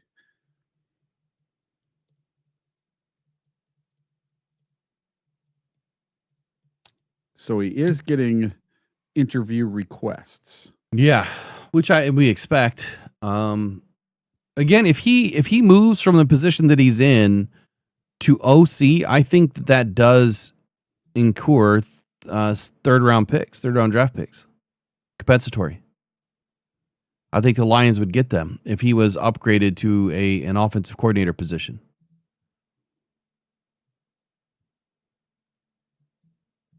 Or maybe it's only head coach and GM. I can't remember now. Anyway, there's some risks involved. Obviously, the CEO trap. Shaw spent 12 years as a head coach. The transition back to being a coordinator where you have to kind of grind on third and four and blitz pickups rather than manage the whole team, it's difficult. The spending the last year, 2 or 3 on the sideline, I think that'll help him, but there is a risk that he operates too much like an administrator and not enough like a play caller. The internal stigma is if the Lions offense starts to slow down, the fan base obviously is going to revolt immediately against the lazy internal hire, and he will not have the honeymoon period that the external guru would enjoy. So bringing someone in from the outside, I think that you're going to give them a little bit more patience. I don't think our fan base is going to be patient at all, but it does kind of come with it. And bringing someone up from internal, you're expecting to hit the ground running. At least that, I don't know, maybe we should do a poll real quick. Let's ask everybody. Is that what you expect? If you hire from within, are you expecting immediate improvement? Yes or no? So I just looked something up, and as of today, there have been no confirmed reports of official internal interviews for the Detroit Lions this season. Interesting. For his strengths, obviously the Zach Ertz effect is what I called it, the Sam Laporta usage. Going back to prioritizing, tight ends, allowing them to freely release on linebackers. We do a lot of blocking with our tight ends, especially in the run game, but maybe it's get these guys free and open and utilize them a little bit more. Protection wizardry. I think that Shaw is arguably the most detailed protection coach on the market. He does understand the nuances of 6 and 7 man protections better than most. And for a stationary quarterback like Jared Goff, I think that Shaw does offer the safest pockets in the NFL. Now, that is something that we were missing from last year. Hardly ever 6 and 7 man protections. And when your offensive line is not doing well, I mean, you all saw me, especially in some of the live game streams, man, I just wanted to beat my head against the wall because I'm screaming for 6 and 7 man and get this offensive line some help, get Jared Goff some help, and we just stuck with it. He stuck with this 5-man, 11 personnel, and I swear to goodness, it was just bludgeoning our running backs to death with not having any protection at all, or not having any holes opened up. It was sad to watch. The gap scheme diversity. I think he doesn't run power as often. He runs power O, power G, power Trey, power duo, and duo. And it would give Jahmyr Gibbs and David Montgomery a diverse menu versus sticking with just one style of offensive scheme there for the run game.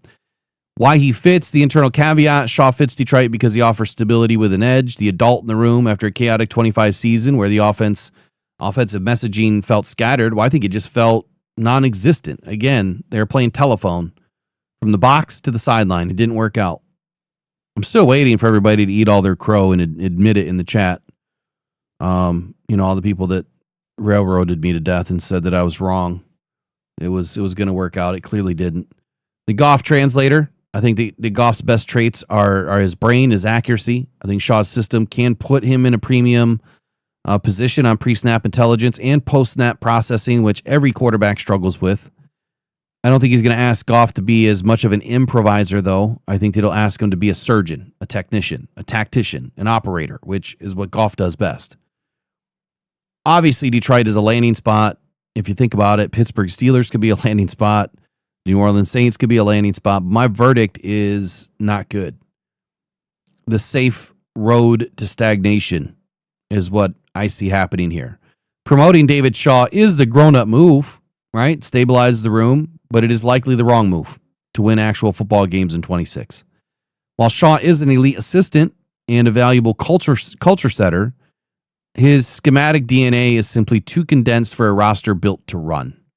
We just witnessed a season where condensed formations, which typically only thrive against heavy man coverage, stalled out against modern zone defenses even.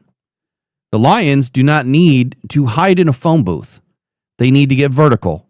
With weapons like Jamison Williams and Jahmyr Gibbs, the offense must be explosive, spacious, and reactive to the modern game. Shaw offers a high floor of competency, but his rigid, power-heavy approach risks putting a ceiling on an offense that should be limitless. He is the perfect senior assistant. I'll give him that. But handing him the keys to the car might just mean driving 55 miles per hour in the slow lane while the rest of the NFC North flies by. I don't like it, Eric. What do you think? I just think that'd be another, a move like this. Lateral. Yes, we want to move like this. We want something that Need some Viagra on this team. Yeah. So I was looking through the chat here, and Gaviscon brought up somebody that I haven't thought about in a while. Byron Leftwich. Yeah, he was with the Buccaneers. He won a Super Bowl with the Buccaneers as their OC, and then he was fired in 2023, and then in 2024. He joined the University of Colorado staff as an assistant in 2025, and he's focusing on quarterback development for the University of Colorado. So there's a name. I wonder if he's ready to come back to the pros. I thought for sure he was going to get a head coaching job someday. That's a name you might want to think about if he ever decides to come back to the pro leagues. So Robbie says, yes, but that would revolve more around the team continuity and chemistry. What was that too?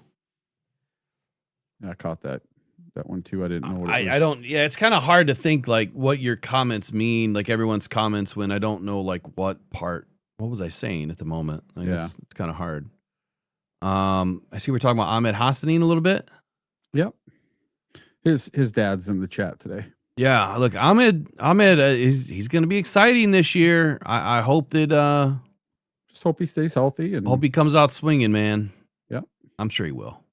Yeah, he's going to have a whole offseason in the NFL with NFL training, NFL diet, NFL trainers, The food. NFL Remember how much coaching. he loves the food. Yeah, the food. Yeah, he's The gonna love lobster food. mac and cheese. Yeah. Oh, I love God. it. I could go for some of that right now. My goodness. My wife made spicy goulash yesterday, and that stuff was good. Can you give me a recipe? I've been trying to make goulash forever. Yeah. And being a former chef, there's one thing that I've never been able to make like the old grandmas, which is that really good goulash. I don't want it spicy though.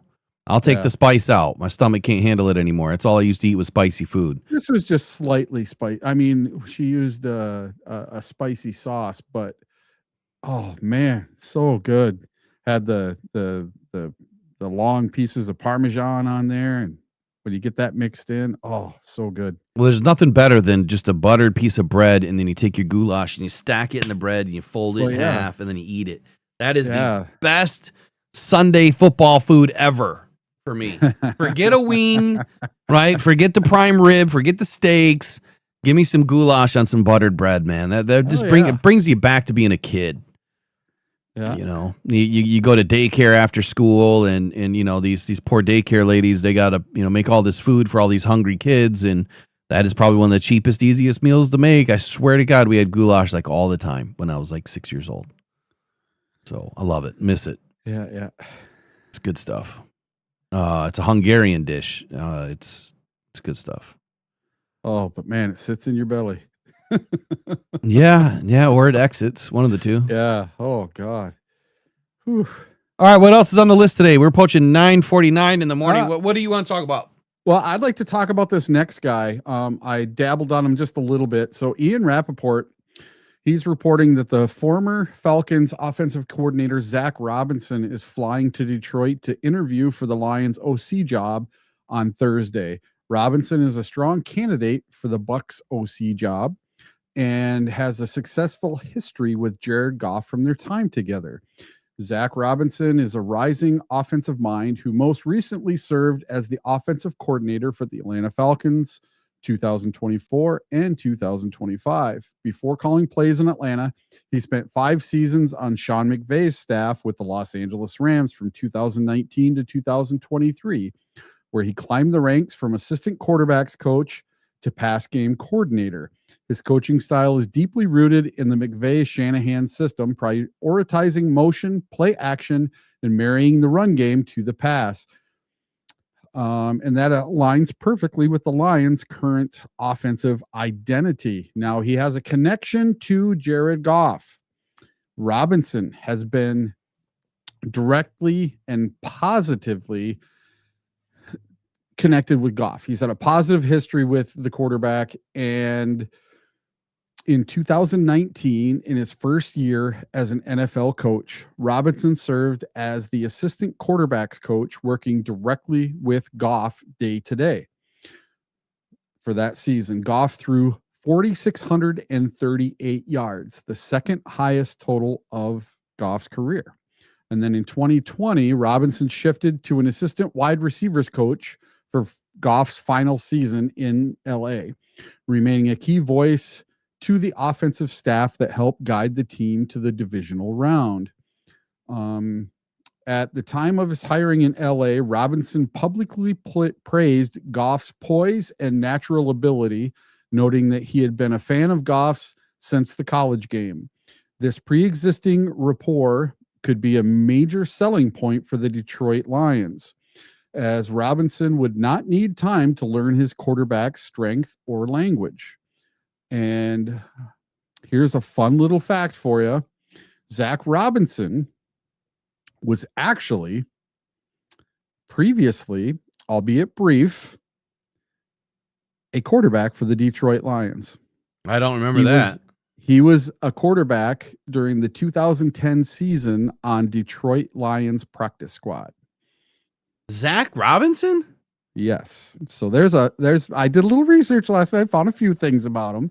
So him and Goff go back a ways. They've played together. He's coached him before. What year was that? He's had success. And what's that? What year was that? 2019, 2020.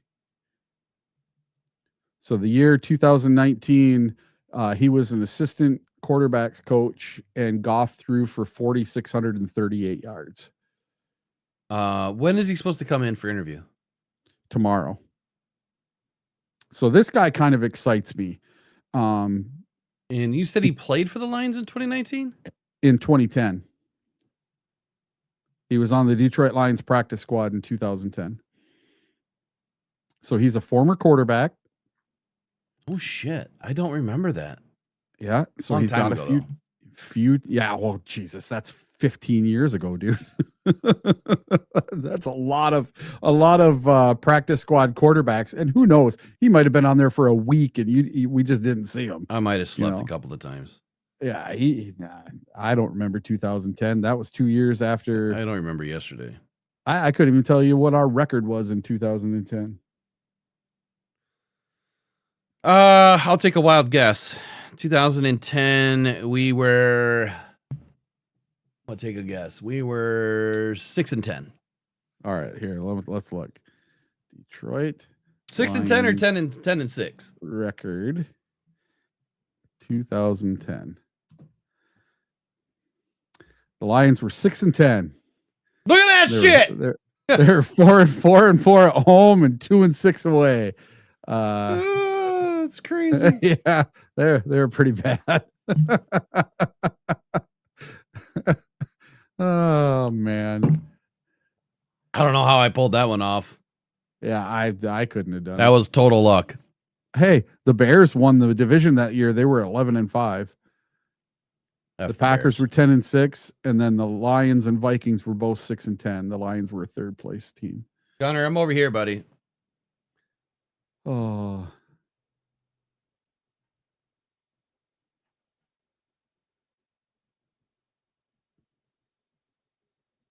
Scared my dog.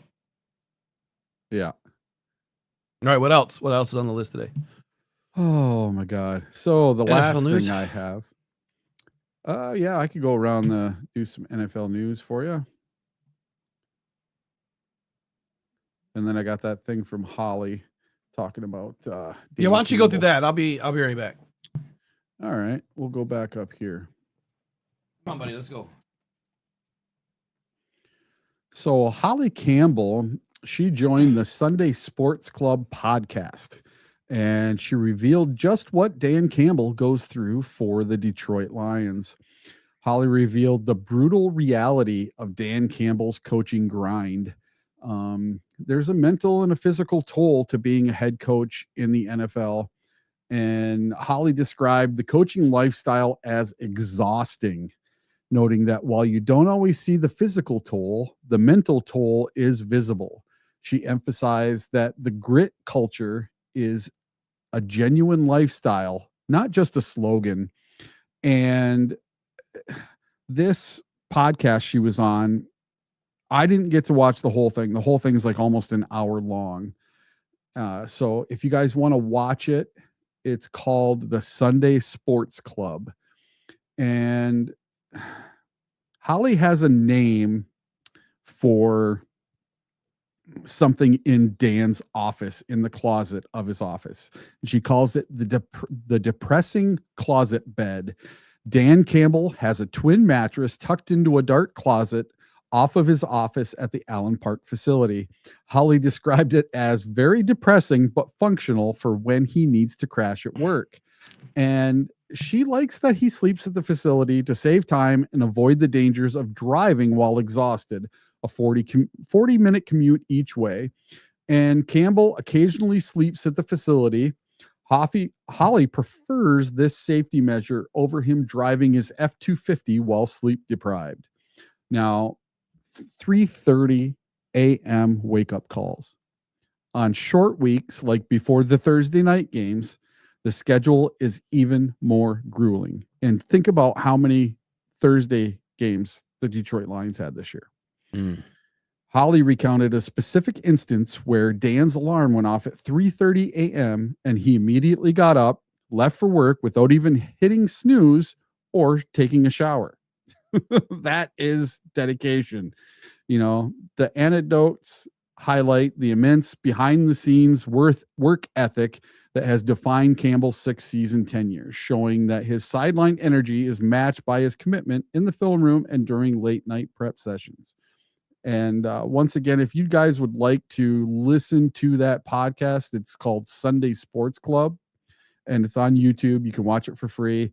She talks for like 58 minutes. So I didn't want to go through and just find the little tidbits, but a cut up of that would be pretty cool to see exactly what she said. And it sounds like she had some pretty good stories about Dan Campbell. How committed are you to your work job? Do you have a twin mattress tucked in the closet so you can sleep at your job? Yeah, I got one right here, man. I just kicked this chair back just like this. I can't tell you how many times I fall asleep in this chair working, whether it's for this or, the other things that I do. Yeah, my 5 a.m. days are now getting closer to 4 a.m. Just depends on what day it is, what I got going on. I can't stand it. Honestly, I can't stand it when I wake up. Last week and this week's been a lot of 3:30 days. It gets old, man. It really does, especially when you're older. But I could totally appreciate now learning more about Dan Campbell, and I think it brings a couple of things to talk about. Like, you're talking to a guy that's getting up at 3 o'clock in the morning, going into work, and he's probably not getting home till when? Yeah. She didn't say. Okay. So I just assume if it's 7 or 8 o'clock at night, at least, right? Those are long days. And then you turn around, you get, 5-6 hours of sleep, maybe. And you turn around and do it again and again and again and again and again. And then the NFL screws your schedule and you've got all these Thursday games and you're on short weeks. I can totally appreciate it. I'm not going to give Dan Campbell any excuses because I know that he wouldn't take any. But the NFL needs to do a better job of scheduling, not just because of the players. Its coaches are getting burned out. And maybe, you've been up since 3 o'clock in the morning. Yeah, you're up at 3 o'clock in the morning. It's now, 8:30 and you're kicking off on a Thursday night and your night's just getting going. And you're not done until 1 o'clock in the morning by the time you're all said and done. And you get back home. I can appreciate now that when he fudges a play or a play call, why that could have happened. Yeah. I like what Jessica put in here. During the insanity run last season, they played 3 playoff teams in 13 days. It was in 12 days, by the way, because I had to go to Ford Field 3 times in 12 days. We had 2 of those. Yeah. Back to back. It was 6 weeks.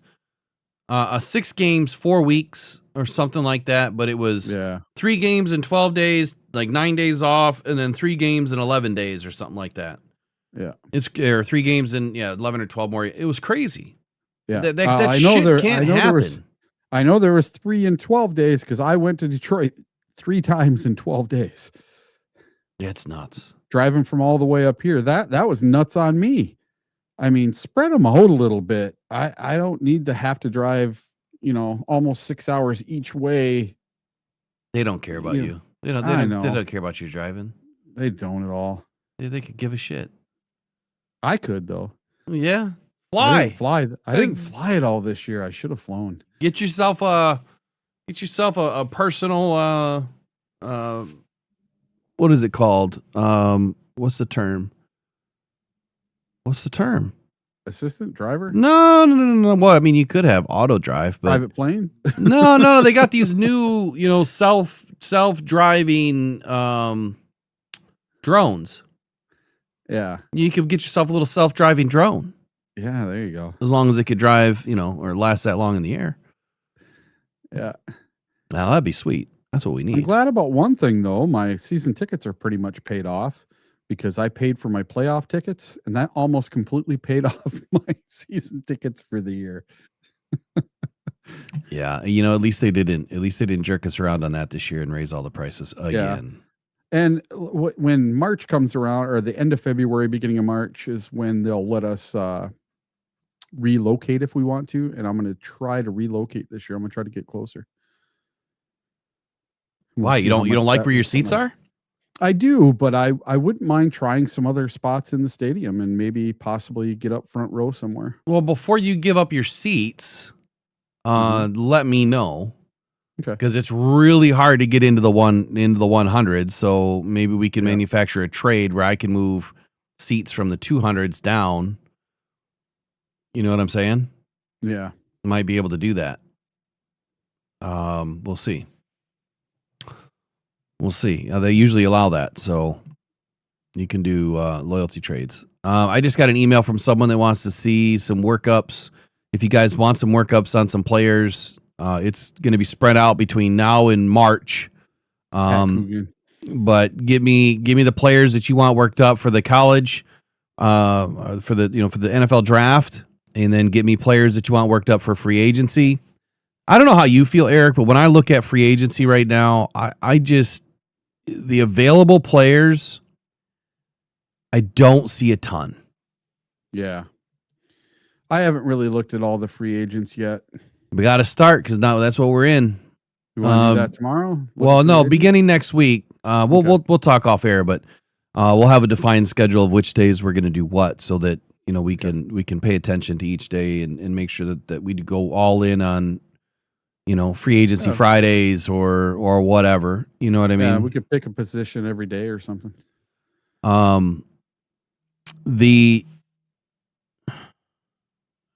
Shoot, I got to take this. Give me 1 second. Mm-hmm. Well, hey, while he's talking, I'm going to go around the league for a minute. The Tampa Bay Buccaneers are casting a wide and unconventional net for their offensive coordinator position. CBS Sports reports that in addition to interviewing known commodities like David Shaw, the Bucs completed a virtual interview today with Israel Woolfolk, the Cardinals quarterbacks coach. The report suggests head coach Todd Bowles is feeling the heat and is looking for a youthful, innovative mind to revitalize an offense that stagnated in 2025. Eric, I'll be right back. This search is viewed as critical for Bowles, who CBS insiders suggest enters 2026 on one of the hottest seats in the league. Okay, here's a pretty cool story. The UFL's DC Defenders, the UFL just had their draft yesterday, have drafted defensive tackle Desmond Watson. And if you remember back in last offseason, Will and I did a little thing about Desmond Watson, and he was one of the largest players to ever be drafted, and he was taken by the Bucs in the 6th or 7th round, I believe. And he was so heavy that the Bucs made him lose weight and actually cut him coming out of camp and then brought him back for their practice squad. Well, now Watson was drafted by the DC Defenders yesterday, and he received another opportunity, this time with the Defenders. And then following Mike Tomlin's shocking resignation, the Pittsburgh Steelers are wasting no time in their search for a successor. ESPN reports that the team has formally requested interviews with the Minnesota Vikings defensive coordinator Brian Flores and Los Angeles Rams defensive coordinator Chris Shula. Flores, who has previous head coaching experience with the Dolphins and led a dominant Vikings defense this season, is viewed as the early frontrunner to maintain the toughness and standards set by Tomlin. Meanwhile, Shula, the grandson of Don Shula, is considered a rising star who fits the Steelers' history of hiring young, defensive-minded coaches. Barstool Sports commentators noted that while Steelers ownership usually moves slowly, the pressure to win now with the current defense might force a quicker decision. And then the Eagles have fired OC Kevin Patullo, but have retained him on the staff.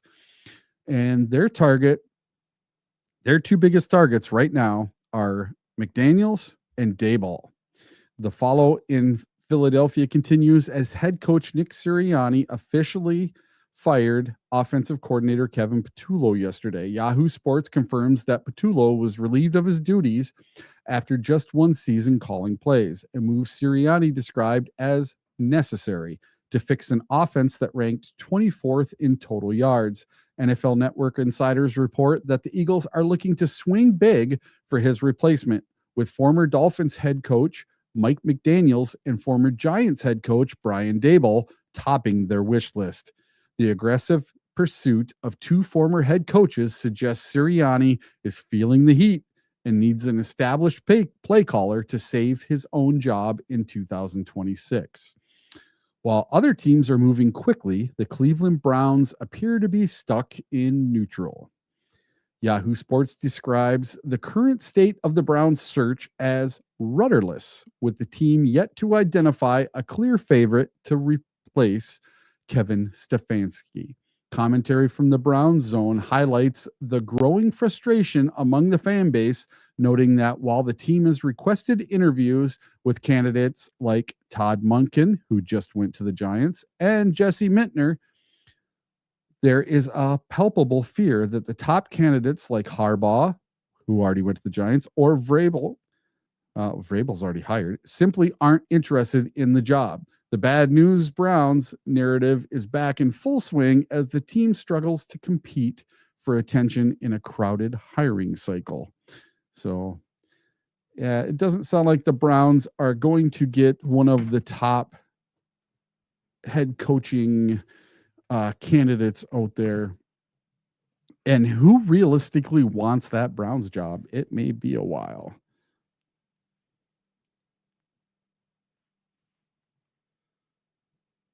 All right, what I miss? Will's back. Well, the Browns, they don't know what they're going to get for a head coach. They're kind of rudderless. They've basically asked for people that have all been hired other places. And I'm almost guessing that Jim Schwartz might end up being the head coach of the Browns, because there's not going to be a whole lot left. You know, you had 9 openings and now there's 8 left.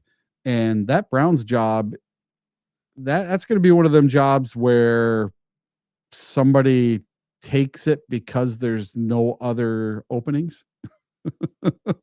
Possibly, yeah. Yeah. Because man, what a mess the Browns are. I think they would have been better off to just hold on to Stefanski. So I wonder how much of the Shadur Sanders thing was a coaching thing, an owner thing. Well, I think the coaching issue is clear. Kevin Stefanski was the coach for the Browns this year, right? Yes. It's exactly why I don't want him in Detroit.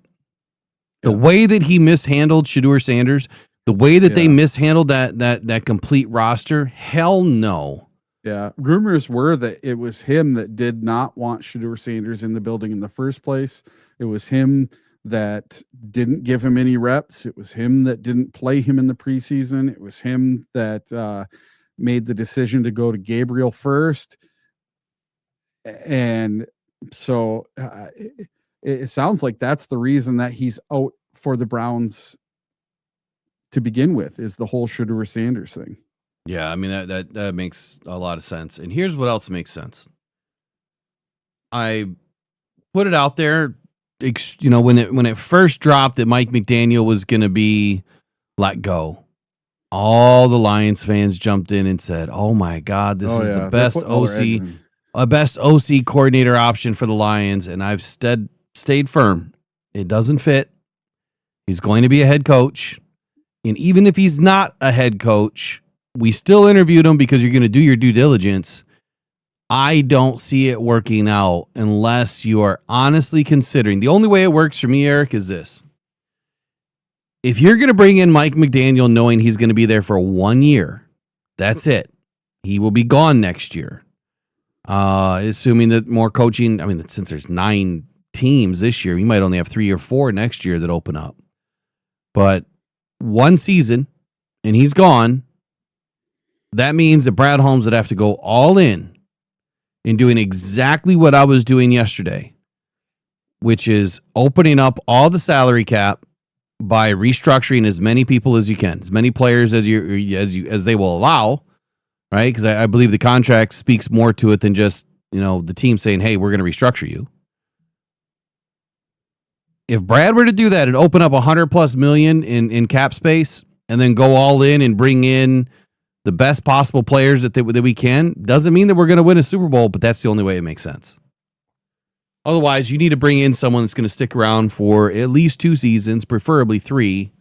But I think you need at least 2. Hell, you need 3 years just to get a full offense installed. So I don't want to see Dan Campbell sticking around for a decade and having to go through 5 offensive coordinators. One thing we didn't talk about today, 2 things really. The Philadelphia Eagles have gone through 5 coordinators in 5 seasons.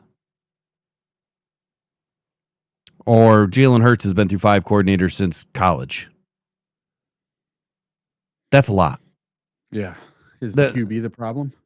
Well, from what I know, he's not the problem because of the coordinators leaving. A lot of those coordinators are getting jobs elsewhere, better jobs. Potentially some are not. But what I heard on both Jalen Hurts and Lamar Jackson, that Lamar Jackson isn't coming into the building and doing the proper tape work. He's not doing the film work. He's not putting in the right energy. It was clearly on display this year. And the same thing with Jalen Hurts, that he's not putting in the right amount of work. He's not leading from the front. He's not a film guy. And, the other thing is you're not going to change these guys. You're not going to change who they are. You're not going to bring in an offensive coordinator that's just going to magically make them a better passer of the football. It's not going to happen. This is that double-edged sword of having a dual threat quarterback, if you want to use that word loosely, because I know they hate that word. I believe both of them have very strong arms, but do they have the very talented arm that can put touch on the ball when they need touch on the ball? They can throw it over the middle of the field when they need to throw it over the middle of the field and do it consistently. And I would say the answer is no. I have not seen that yet. Now, what Jalen Hurts did in the Super Bowl was phenomenal. I mean, perfect game, for him. He was layering the passes in nicely. But moreover than not, both of those quarterbacks are not the best passers of the football. They have predominantly been runners of the football that open up the pass. And as you age, that goes away. So there's no OC that is going to come in and just unlock these guys to be a passer of the football as they age in the league and they no longer run around because they don't have the same speed. They don't have the same, they don't have the same, run first mentality. So if you're not putting in the work in the film room and it's pouring over, into the wide receivers room and the running backs room and the offensive line room, and you're not leading from the front, that's a problem. It's a big problem. So I don't think it's going to matter for the Eagles. I mean, if Howie Roseman can be this genius that everyone's saying that he is, they got their one Super Bowl with Jalen Hurts. That's all they're going to get. That's all they're going to get. They need a new quarterback, at some point that can do more. And that's why I love Jared Goff. Because we have an elite passer of the football that doesn't need to run. That's why the running back position exists. Yes, it helps to have guys that are a little bit more mobile. Like Josh Allen or Jackson Dart or whomever, as long as they don't want run first mentality. If they're, I think Shadur Sanders does a really good job at not running. He runs when he has to. He runs when it's open. He would rather pass the football, and look at his arm. He has got one of the best arms in the league. He just needs to show it. He needs time on the field. But some of the passes that he's made this last season, the chief 1% of NFL quarterbacks can make those throws. And he's one of them. Wait till he gets some time behind him. The Browns really screwed up. They really screwed up because now you've alienated your quarterback of the future. Yeah, they may have to settle for something like someone was saying in the chat here, bringing in Deion Sanders and Byron Leftwich as his OC to coach the Browns. Deion Sanders ain't coming to the pros. I don't see that. I really don't. But That would could be you imagine that? insane. I mean, the fact I just think it'd be too much drama. Imagine the nepotism. Well, don't you want that? Don't you want to sell tickets to your games? Don't you want to sell jerseys? Imagine the interviews with Dion and all the hype it would get for the Browns. You know, that's what does Jerry Jones always say? That he loves the drama and he embraces the drama because he wants people to have the Dallas Cowboys coming out of their mouths. I get that, but then your fan base is going to recognize that you are actors, that you are just selling tickets and you're trying to sell jerseys, but you're not putting anything on the field that's worth a damn. Put the NFL script in anyway. Maybe. We're all tinfoil hats and it's all the refs. And I mean, I think that there's some degree of that. I think that there's some evidence of that. Until they change some of these rules, look, I think that the rules need to be even. I think the penalties need to be even. For instance, and I got to get off here in 2 minutes. So for instance, the offensive pass interference and defensive pass interference. Okay, if you have defensive pass interference, it's a spot foul and a first down. But if you have offensive pass interference, it's 10-yard penalty, loss of down, right? Yeah. I don't understand how that makes any sense. I think that they should both be the same. If you have defensive pass interference, it should just be a 10-yard penalty or automatic first down wherever the first down marker is. Because if you're first and 20 or second and 20 or third and 20, it should be first down. Maybe it's just first down and 10 yards. Right? But no more of this spot foul shit. And sorry about my language, but the reason why is this is exactly how refs can intervene in a game. Oh, I'm just going to throw the flag on defensive pass interference at the 2-yard line. Ain't in a damn thing that you're going to be able to do about it. And so now I'm going to bring that team all the way down to the 2-yard line. They're going to score. It's going to change the score. It's going to change Vegas. Everybody wins but the fans and the team. So get rid of that stuff. Get rid of the penalties and the ones that can really interfere with the game. Everything should be 5, 10, 15 yards. And 15 yards should only be, for the should only be for, penalties that are egregious in nature. The 15-yard face mask or punching someone in the face or, you know what I mean? That kind of stuff. But the 10-yard penalties, I could see that being a more consistent penalty yardage, and then 5 yards for the simple stuff, offensive, defensive, offside, encroachment, whatever. College does a 15-yard penalty and they don't do the spot foul. And I think it's a little more fair. But in the NFL, you would have people trying to throw deep on every single play, trying to get a pass interference. Hold on. Holy shit. What's up? Breaking news has nothing to do with football yet. Holy cow.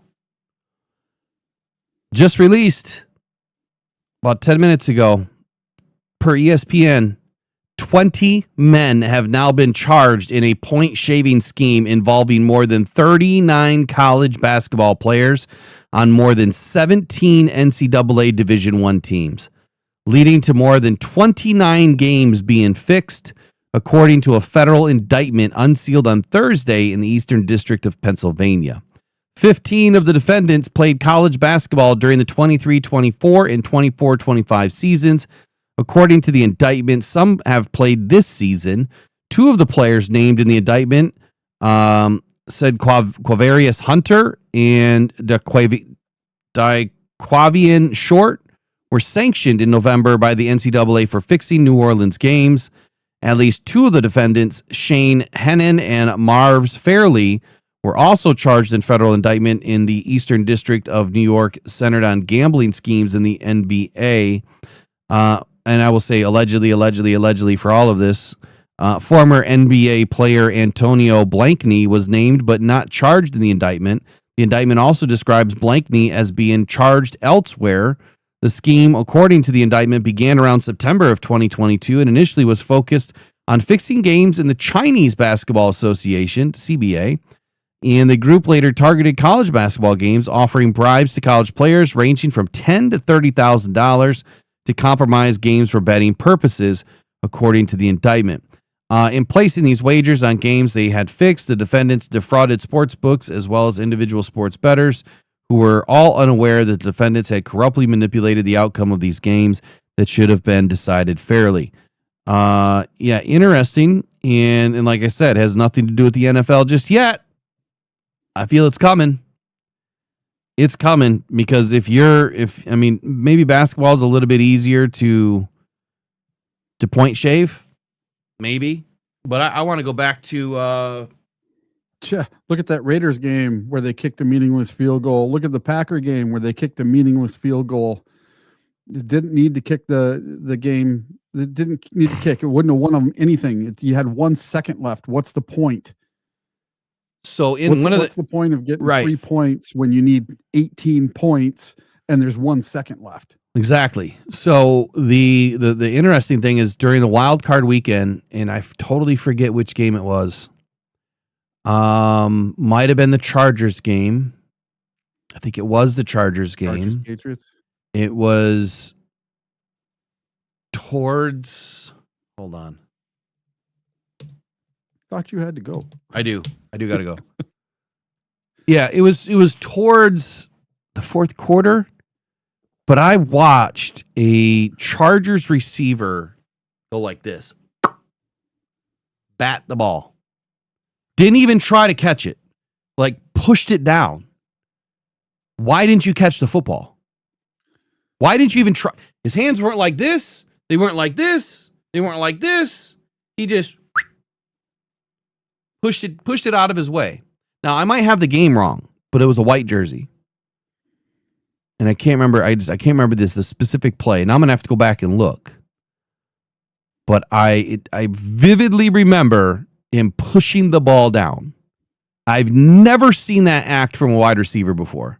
The only time I've ever seen that is when they're trying to knock the ball away from a corner or a safety. There was nobody in front of him. There was nobody that was about to pick the ball off. So interesting that happened. Yeah. Maybe it could have given the Chargers an opportunity to go down and score or kick a field goal that maybe would have added points to the game. And maybe allegedly someone could have been involved in that. I don't know. But that kind of stuff I pay attention to now. I'm looking at it, eyes wide open. Like, why? Why are you doing that? Why didn't you do this? Why'd you make that call?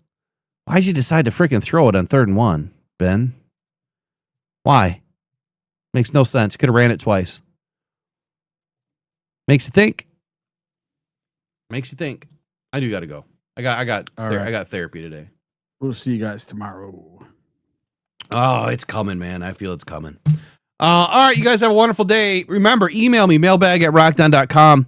Visit DetroitFootballJournal.com.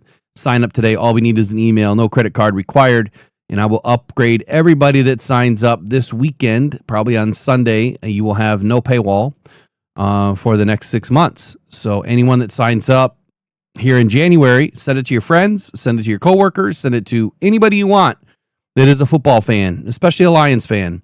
Get them involved in DetroitFootballJournal.com. There is a chat option in there that I love to get going that you guys can just do it yourself and have fun with it all year. I know we've been looking for chat options when Facebook closed a bunch of stuff down. So this is a way to do it. And we'll talk more about this another day. DetroitFootballJournal.com. Don't forget to subscribe, just an email only. And we'll see you guys. Tomorrow's Friday, right? Thursday. Is tomorrow Thursday? I don't know what day it is. No. Hold on. Today's Thursday, isn't it? I don't work at 9 to 5. I don't know. Today's Thursday. At least I had that right. Today is Thursday? It is right. Thursday. Yeah, I All have right. PT. It has to be Thursday. Okay. Off tomorrow. I have a important meeting in the morning, so I have to be off tomorrow. Oh, so no show tomorrow? No show tomorrow. Maybe All I'll right. pop on tomorrow afternoon and We'll see you guys on Monday. do some recaps. Okay. I'll shovel some snow. You guys have fun. There you go. All right, buddy. You guys take care. Probably go to Detroit Lions. Robbie, I owe you some phone lines. So maybe I'll get back tonight to an evening show. All right. We'll see you guys. Take care. Pressured by